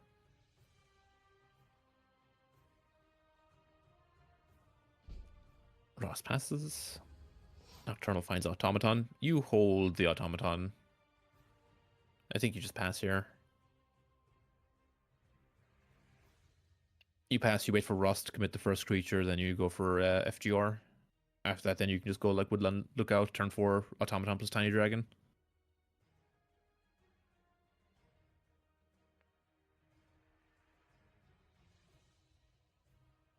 The upside of playing turn it. the FGR now would have been that Eros has to play in Shadow and can't move to field, Trust me. or the other way. Doesn't matter, but we just see this instead. Yeah, goes for the FGR here. Played in field lane because we're assuming Ross is going to want to have some move synergies here, so this is fine. Also means you can play your Woodland Lookup behind it and not have to worry about it. Well, let's see if we can find Reclaimer comes something down. Reclaimer will be traded in Tiny Dragon, I will assume. I think so, yeah. Oh. I mean, this is also... no, if you're playing the Lookout, you're playing a Shadow. It's either Automaton plus Tiny Dragon to trade, or you're just deploying the Lookout and Shadow. Interesting. Yeah. Giant Snake for Ross. We see you Awakened Dreamer plus and sleeping. Bewildering Speed. Could also just commit the Dagger, but Bewildering Speed is a bit better here. Yeah, it will set the Dreamer scaling. Yeah. And with the dagger next turn, you can ensure it's Yeah, it can scale off itself. And not the dagger, this one. Flame Spear Dragon. Gain 4, back up to 25. You could mark the damage here. Yeah, I think it's worth it, because if it moves, at least you can Leaf Lurker it. Now Eros can just trade in Shadow, drop the Predator.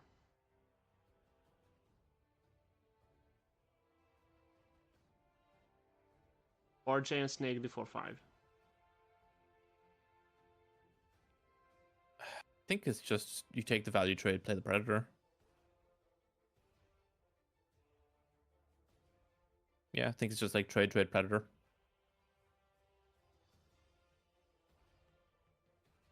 We will see the trade.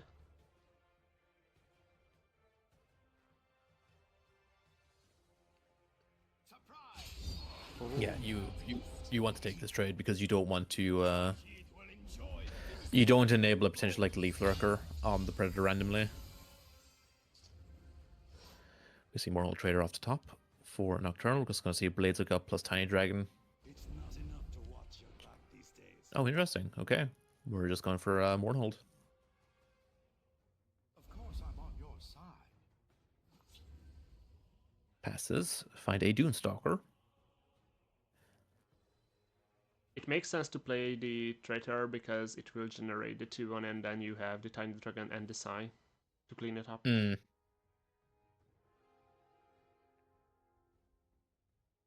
Yeah, this lets you like just go for, even if there's like something here, you can maybe get a trade in with the Traitor. That's fair. Predator moves. I'm gonna take what, 10 here? More.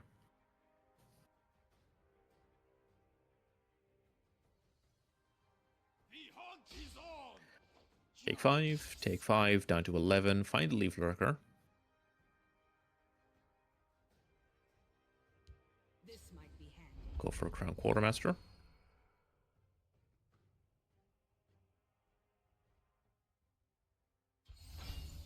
The Psy will be a good one. It gets rid of everything but the Apex Predator. Do we even... I mean, do we even want a Psy here? I think yes.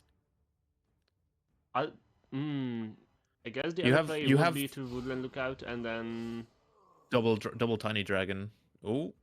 No. You need the health gain.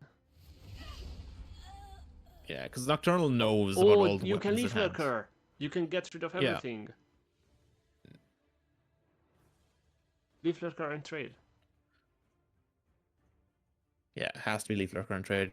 Otherwise, I think you just die to the weapons in hand. This is the safest.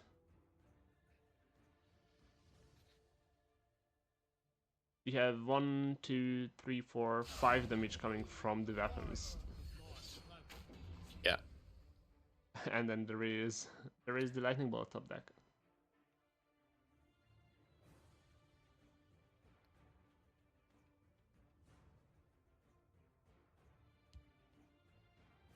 Giant Snake. Hmm. Locks up the Shadow Lane. This is fine, though. Interesting that he Sheer Point played the Dragon. giant snake instead of the predator.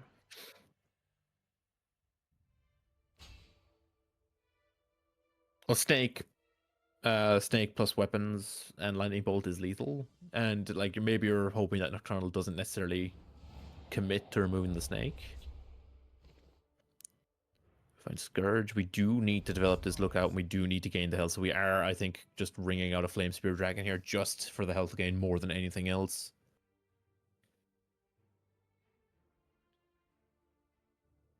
You have to play a dragon here.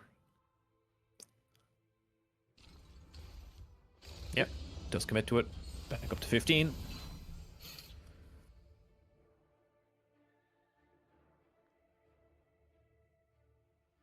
Spoils of War. Off the top for us. Might just pay 5 to cycle. I think it's more important to bolt the 3-4. Wouldn't look out. Yeah, I'm in agreement, but Ross does commit to the draw for us here. Find second bolt plus Cliff Racer. That's 12 in hand now.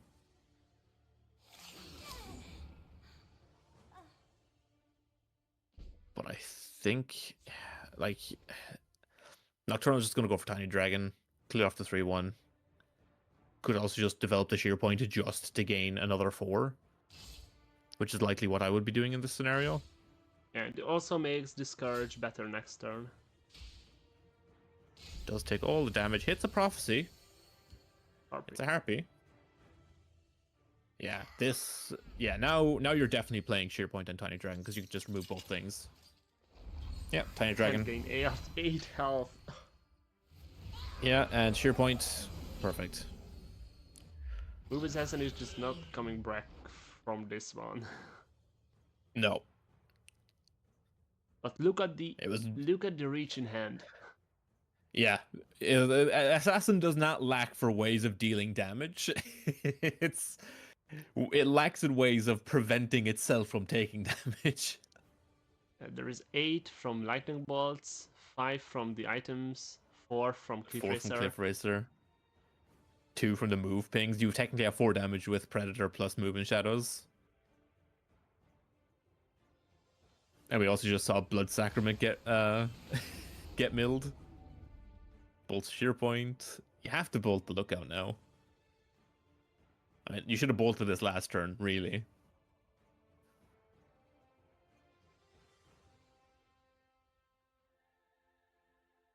I honestly think at this point, bolting the Lookout just doesn't matter as much. And it could be better to play the X-Pix Predator and do the double move on it to gain 4 health.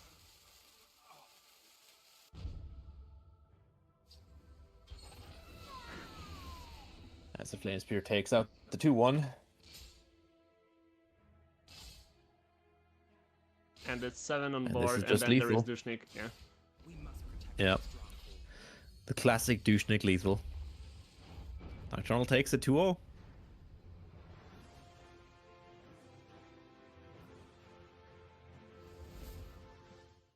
And this leaves a single match left to be cast. It will be Endo versus Rosberdoll, Aggro Empire Mirror.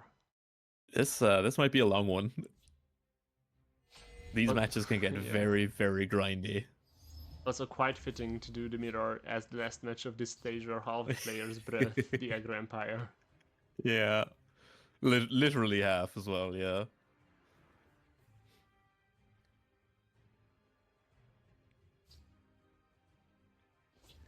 Opening hand for Endo is not great.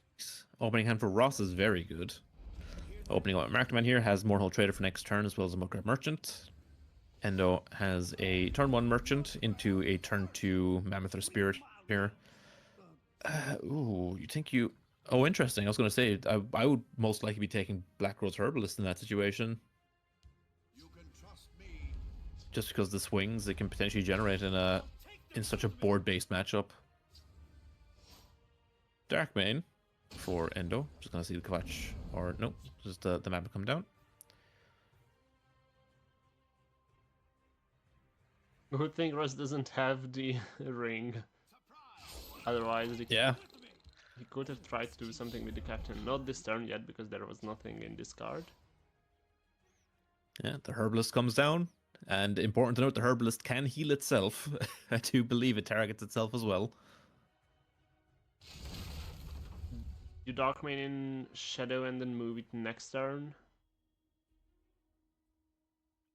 Or you play the... Yeah, Spirit.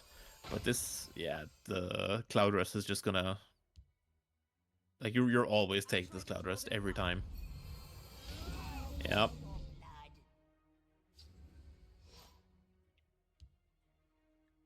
Smuggler, move the Spears. After it moves, do you trade with the Herbalist or do you trade with the Traitor? I think you trade with Herbalist. I think so.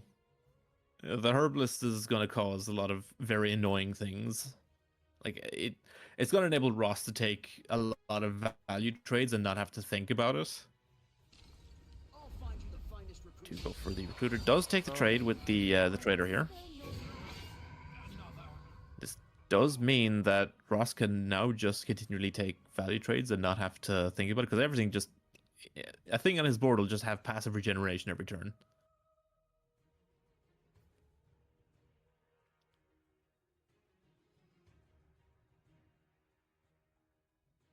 I do think you just trade off the Markman and play the Necro here.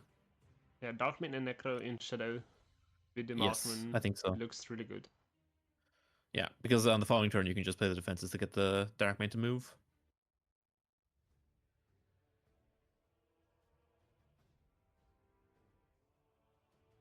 Like, you also have Mercenary Captain and double Mudcrab in hand, so like, yeah, I think this is just trade the Markman off, play the Necro.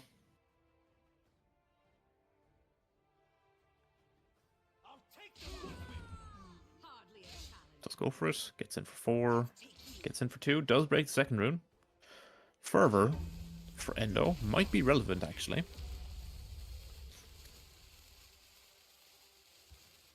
Yeah, Darkmane goes into Shadow because and moves it now.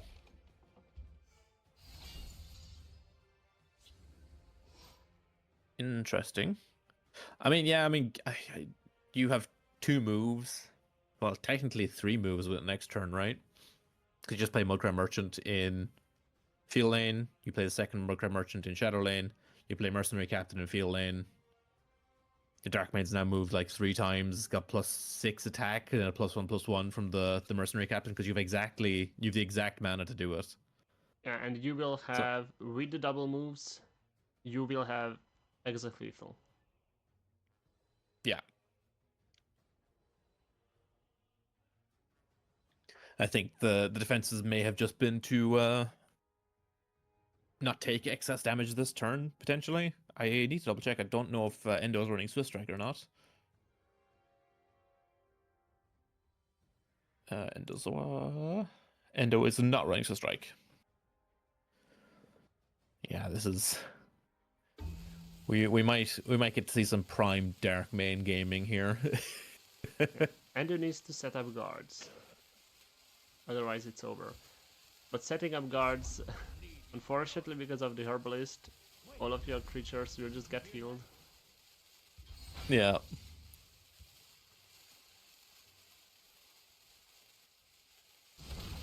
Takes the trade. Gets it for 6. And Osa for Ross off the top. But yeah, I think we're just going for... Yeah, we're Double doing it. Mudcrab and then the Mercenary Captain. You don't even need to Mudcrab, because you could just Shadow Shift if you wanted, right?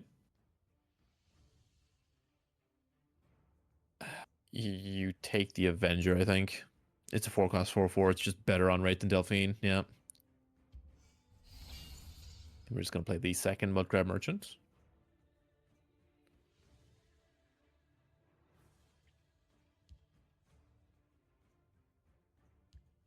Yeah. Merchant has to go Shadow. Plays it Field. Read my lips. Mouthpaw. Nothing like a good battle. That's... I don't know how I feel about this. That's 4 damage that just wasn't taken. At least 4 drain. If you're like pointing at a creature this turn, I feel like you were better served. Even if it means you're overriding like the mud crab and field line, I don't think you care. I think you're happy to drain 8 or like 9 in that situation. Also, Ender just played his guards. Yeah, like the way is pretty clear. Ross's board is full, so uh, and there is an also to fill back the board after, even if Endo will be able to trade with it. Yeah. Yeah, I don't think there's any realistic way for Endo to get back into this, not given the current hand. Like you're playing Gambler, you're pitching the Suncommon, and you're just developing one of the smaller units in your hand, either the Delphine or the Cloud Rest. Ross top stacks the Fervor here, so you can just Fervor, or you can Shadow Shift. Chimera, spirit of the sky, guide us. If your Shadow Shift draws you like a 1-drop, I mean it's just lethal regardless, right? Yeah, there's no actual defensive prophecies in Endo's deck. There is the Cloud Rest, but that's it. Yeah, the Cloud Rest doesn't even save him in this situation. Yeah, Ross takes game 1.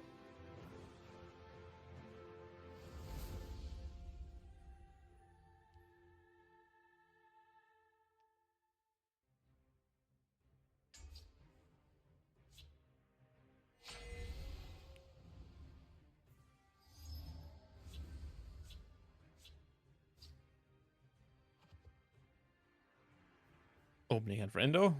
It's double Shadow Shift Mudcrab gets mulligans the 2 Shadow Shifts, gets back a Pawnbroker and Execute, finds a E-Smash Crusader off the top.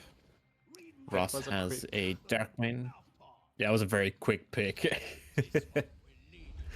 Giving Ross a Staff of Ice.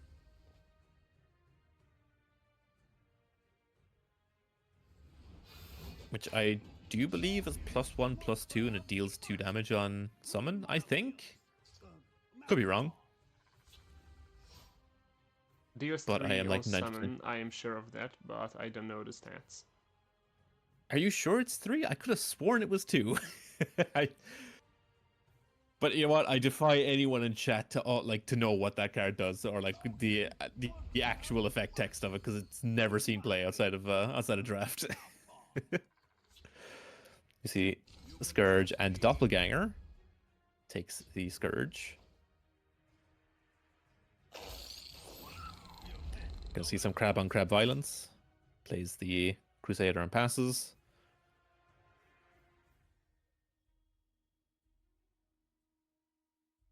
Could you see Ross take a trade and Shadow Shift it out?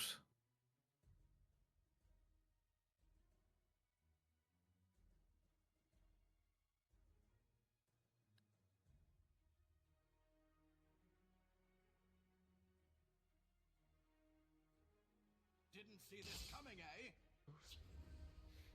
Yeah. Goes face and shifts it. Find an edict, Edict. off the top. Just gonna deploy the Darkmane here. This one will need you blood. Does go for field lane. Gavel for Endo is a very good top deck. Does punish this field lane Darkmane. And you can pair it with Deep Rumble-Car. Yeah, Calm. that is not terrible. As Ross finds the Gavel of his own off the top and then an Aussie. But we're probably just going to see a Scourge or Lurking when we come down here. You're usually not glad to get the Calm, but here where it's mostly the early turns that will determine the board, you actually like it, because it helps you establish a field. Yeah, like for example, into this Lurking Mummy, the Calm is great because it keeps all the mud crabs alive. Keeps your entire field lane alive here while you take the trades into the 2/6 guard. Marked Man plus Oathman is likely going to be the line here. I could also see. Mm, no, it I would not be I correct. like I would have liked to Cliff Racer the 2/6 trade with the 3/1, and then next turn Doppelganger the Cliff Racer. no, we're going even further beyond. We're going Markman into Oathman, Oathman and Shadowlane. Next turn, Doppelganger the Oathman, get another +1/+1. Yeah. That is much better. Yeah, as we go for that exact line, likely just going to see the cam come down on this this mummy. We can trade our carbs into it. Interesting, doesn't spend the cam here. Yeah, this leaves more I bodies alive. yeah. Because you have an almost full board. You have the Doppelganger next turn. Ruspier doll hovering the hand trying to it's very funny that you can tell what the Tesla players are thinking when they're like playing with their hand. Yeah. How to do this? Yeah, what am I supposed to do here? I'm gonna see more Crab Merchant come down. I really hope we see this Doppelganger come down on this Oathman. That's all I want. Do the Stale Mudcrabs Master count is as animal? They do. Yeah. There's the glow. Yeah, this has to... Please, do it for me, Endo. Come on, Doppelganger. Doppelganger the Oathman. Doppelganger and Calm. I want to see both. Yeah. Oh, come No! on. Oh! God damn it. We still might see the Doppelganger, but then it... yeah, we will see Oh, the Doppelganger. yeah. He There realizes it the is. mistake. 2 damage missed face. It was more than that because the Oathman would have traded 1-for-1 for the Anasi. Yeah, that's why it's 2 damage missed face. Oh, yeah, because yeah, the defense is going to become face. Oh, and that would have been actually True. 1 off. Or not. Wait. If you just go face and don't trade with the traitor, you could have won anyway. Yeah. But yeah, no, this is all predicated on seeing the Oathman Doppelganger thing, which Endo noticed a little bit too late, unfortunately. Glad we got to see it, though. And the last match also goes to match 3. Opening hand for Endo is very solid, actually. Turn 1 Dust Eater. Does pitch the other 1-drop. Finds a Corrupted Gabbler and a Young Mammoth. And Rossbeard Doll is on the ring, has a 5th Legion Trainer, Dark Main, Moral Trader, and finds a Enraged Mud Crab off the top. I think you just play the Mud Crab just to contest the Skirmisher. That's because the Skirmisher makes trades very, very awkward.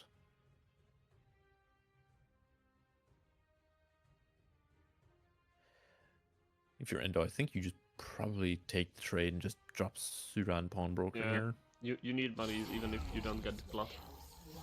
Yeah. Yeah, because come next turn we can just start developing either Young Mammoth or we can go for the Apprentice Necro and get back the Skirmisher.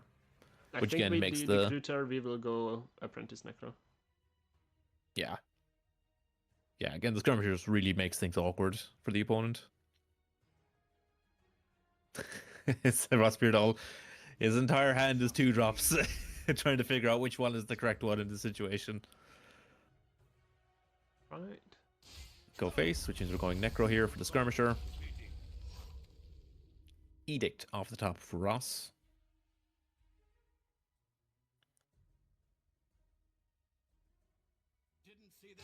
Takes the trade with the 3/3. Goes for the Trainer and likely just going to ring out the Recruiter then. Yep.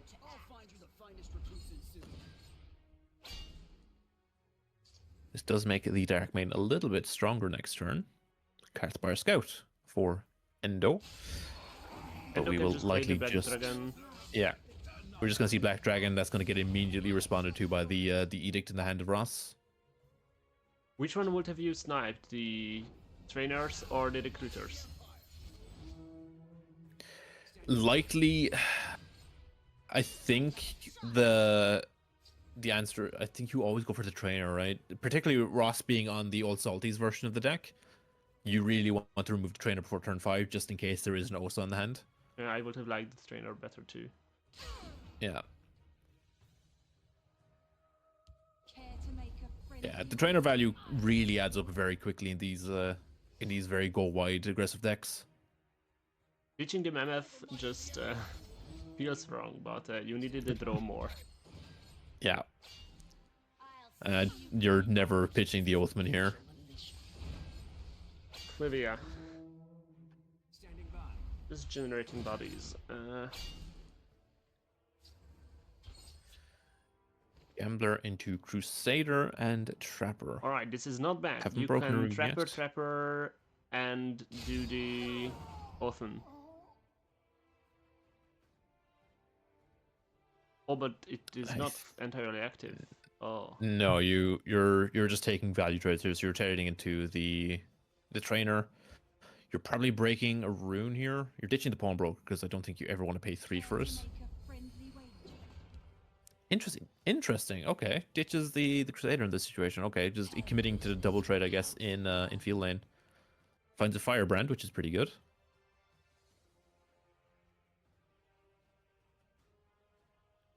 Yeah, you're removing the trainer 100%, then you're removing the 2/2/1s. Keeps the guard alive.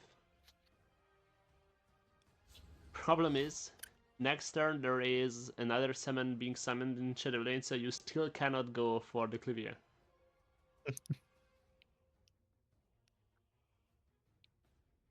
Recruiter is likely just going to get in for 3 here. You could also gavel it, but I think you want the token.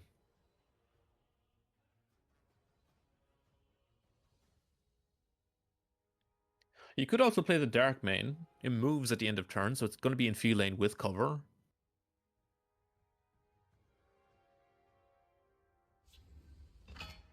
Gavels to Clivia. You will know. Takes the trade, generates the extra body with the Recruiter. Yeah, we do see the Dark Main, so this is going to put it in field lane with cover. Oh no, it's not going to have cover because it had guard. Never mind. The guard actively removes the cover. Chimera, spirit of the sky, guide us. Fervor. I think the Fervor Comes is down good here likely- because you can just trade with the 2/3. Yeah. Gives you good value trades, and you're probably just going to start dropping these trappers now. I'm ready for anything. I'm ready for anything. Yep, double trapper. And finally you will be able to trade with the Clivia next turn. Cliff Racer comes down, clears 1. Clivia clears 2. And you just bring out the Gambler. No downside. Standing by. Cliff Racer for Endo. That does deal with the Gambler. But that's your entire turn if you want to deal with the Gambler. Goes for the Mudcrab first, sees what's inside, finds Nasa a deals with Gambler bootlegger too. and...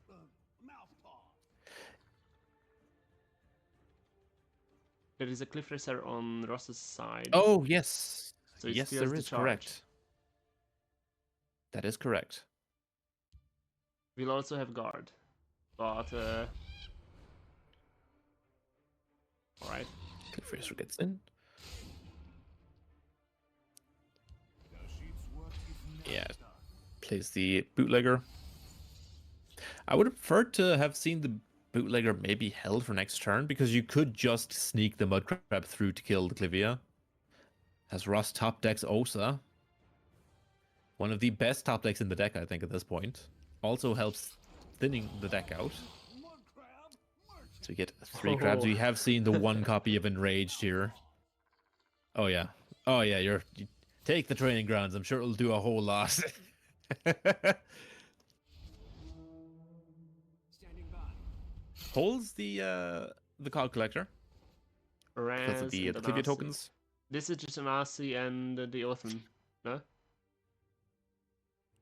Nasi still has I- charge from the Cliff Racer. I think so.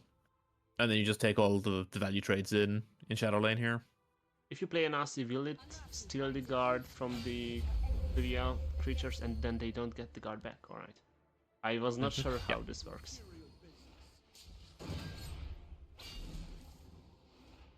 Because Yeah, like this, I could have seen you play the Anasi in field. Yeah.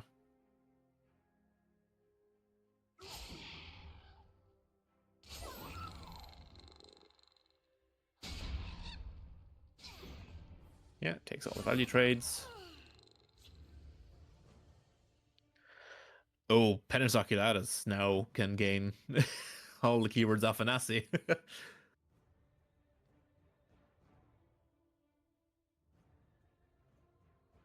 So you can go Penitus, you can go House Carl. Vanitas plus the House Carl means that you can trade with the 3/3. Yeah. Puts up a little bit of a wall in Shadow.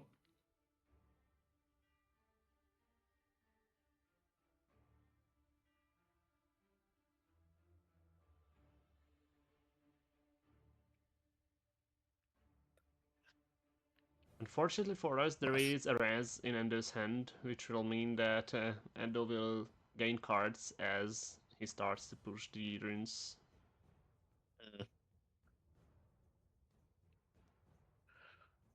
Yeah, and you don't have enough damage to clear the 5/5 in field either, so you can't even really maintain field control that well.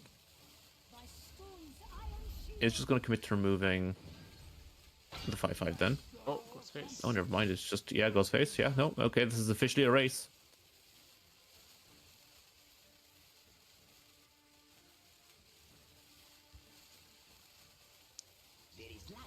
Plays Cog Collector. Dragon Tail Savior for Endo. Let's say Endo does not have the Raz and just trades with the 3/4, leaves there the 2/3/1/1 and the 2/2. Will there any top decks be for us to help him there? Because there is 2. That's 5 damage with the Penitus. It's 7 damage. Even a board wide buff does not help you win next turn. Pit Lion?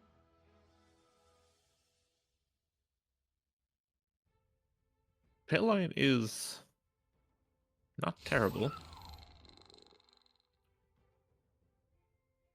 It is just a big 6/6.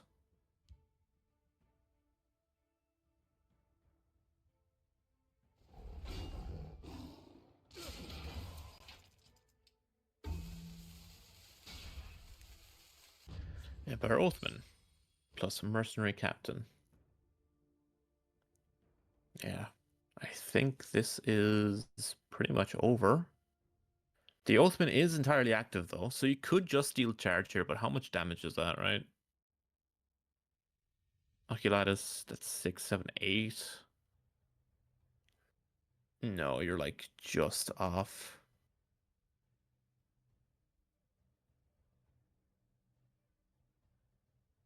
And you know that Endo has the captain in hand now as well.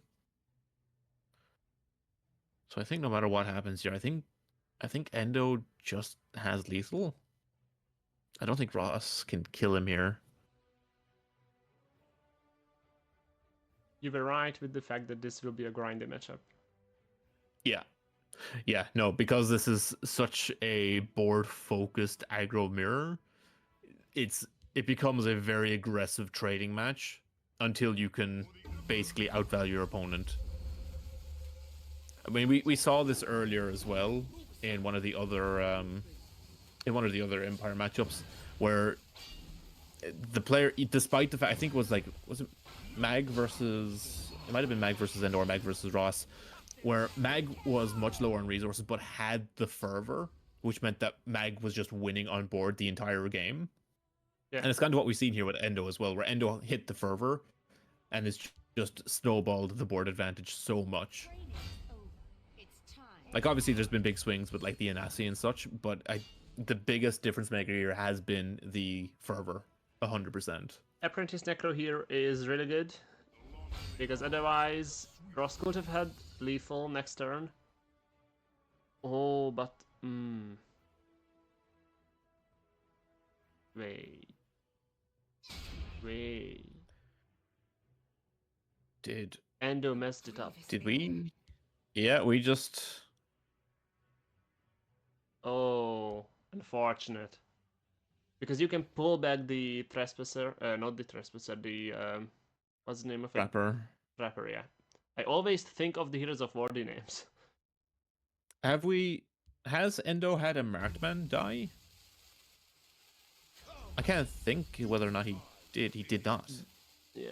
Oh, unfortunate. Yeah, that's.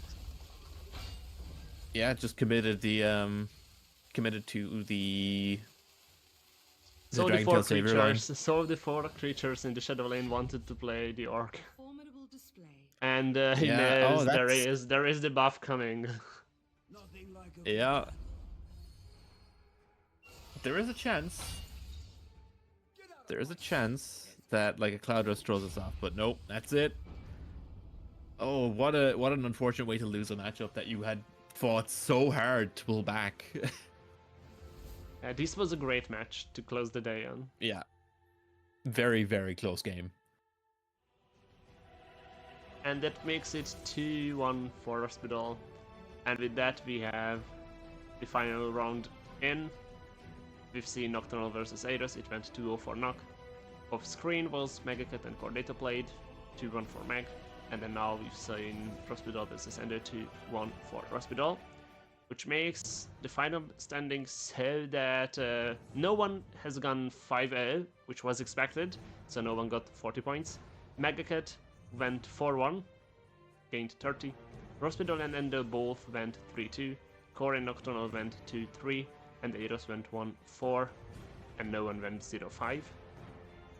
This means that Eros and Nocturnal will be eliminated. They had 30 and 45 points. CoreData got away with the 5 points lead he had on Nocturnal, so he is 4th for now. Megacat is the 3rd at the moment, 65 points. Hospital the 2nd on 70, and Endo the 1st on 75. And this is where the points will cease to matter, because the next stage is the normal stage. We will have 4 players, they will play a best of 5 round robin, and the top 2 players regarding their win rates will move to the finals. So the next stream will be on January 3rd, and that will be the standard tournament stage. And then finally, on January 31st, we have the final best of 11 versus the final 2 participants in the tournament. The best 2 players we have left. And with that, we have reached the end of today's stream. Thank you for watching, and we will see you in under a month. Until then, servus and farewell. Take care now.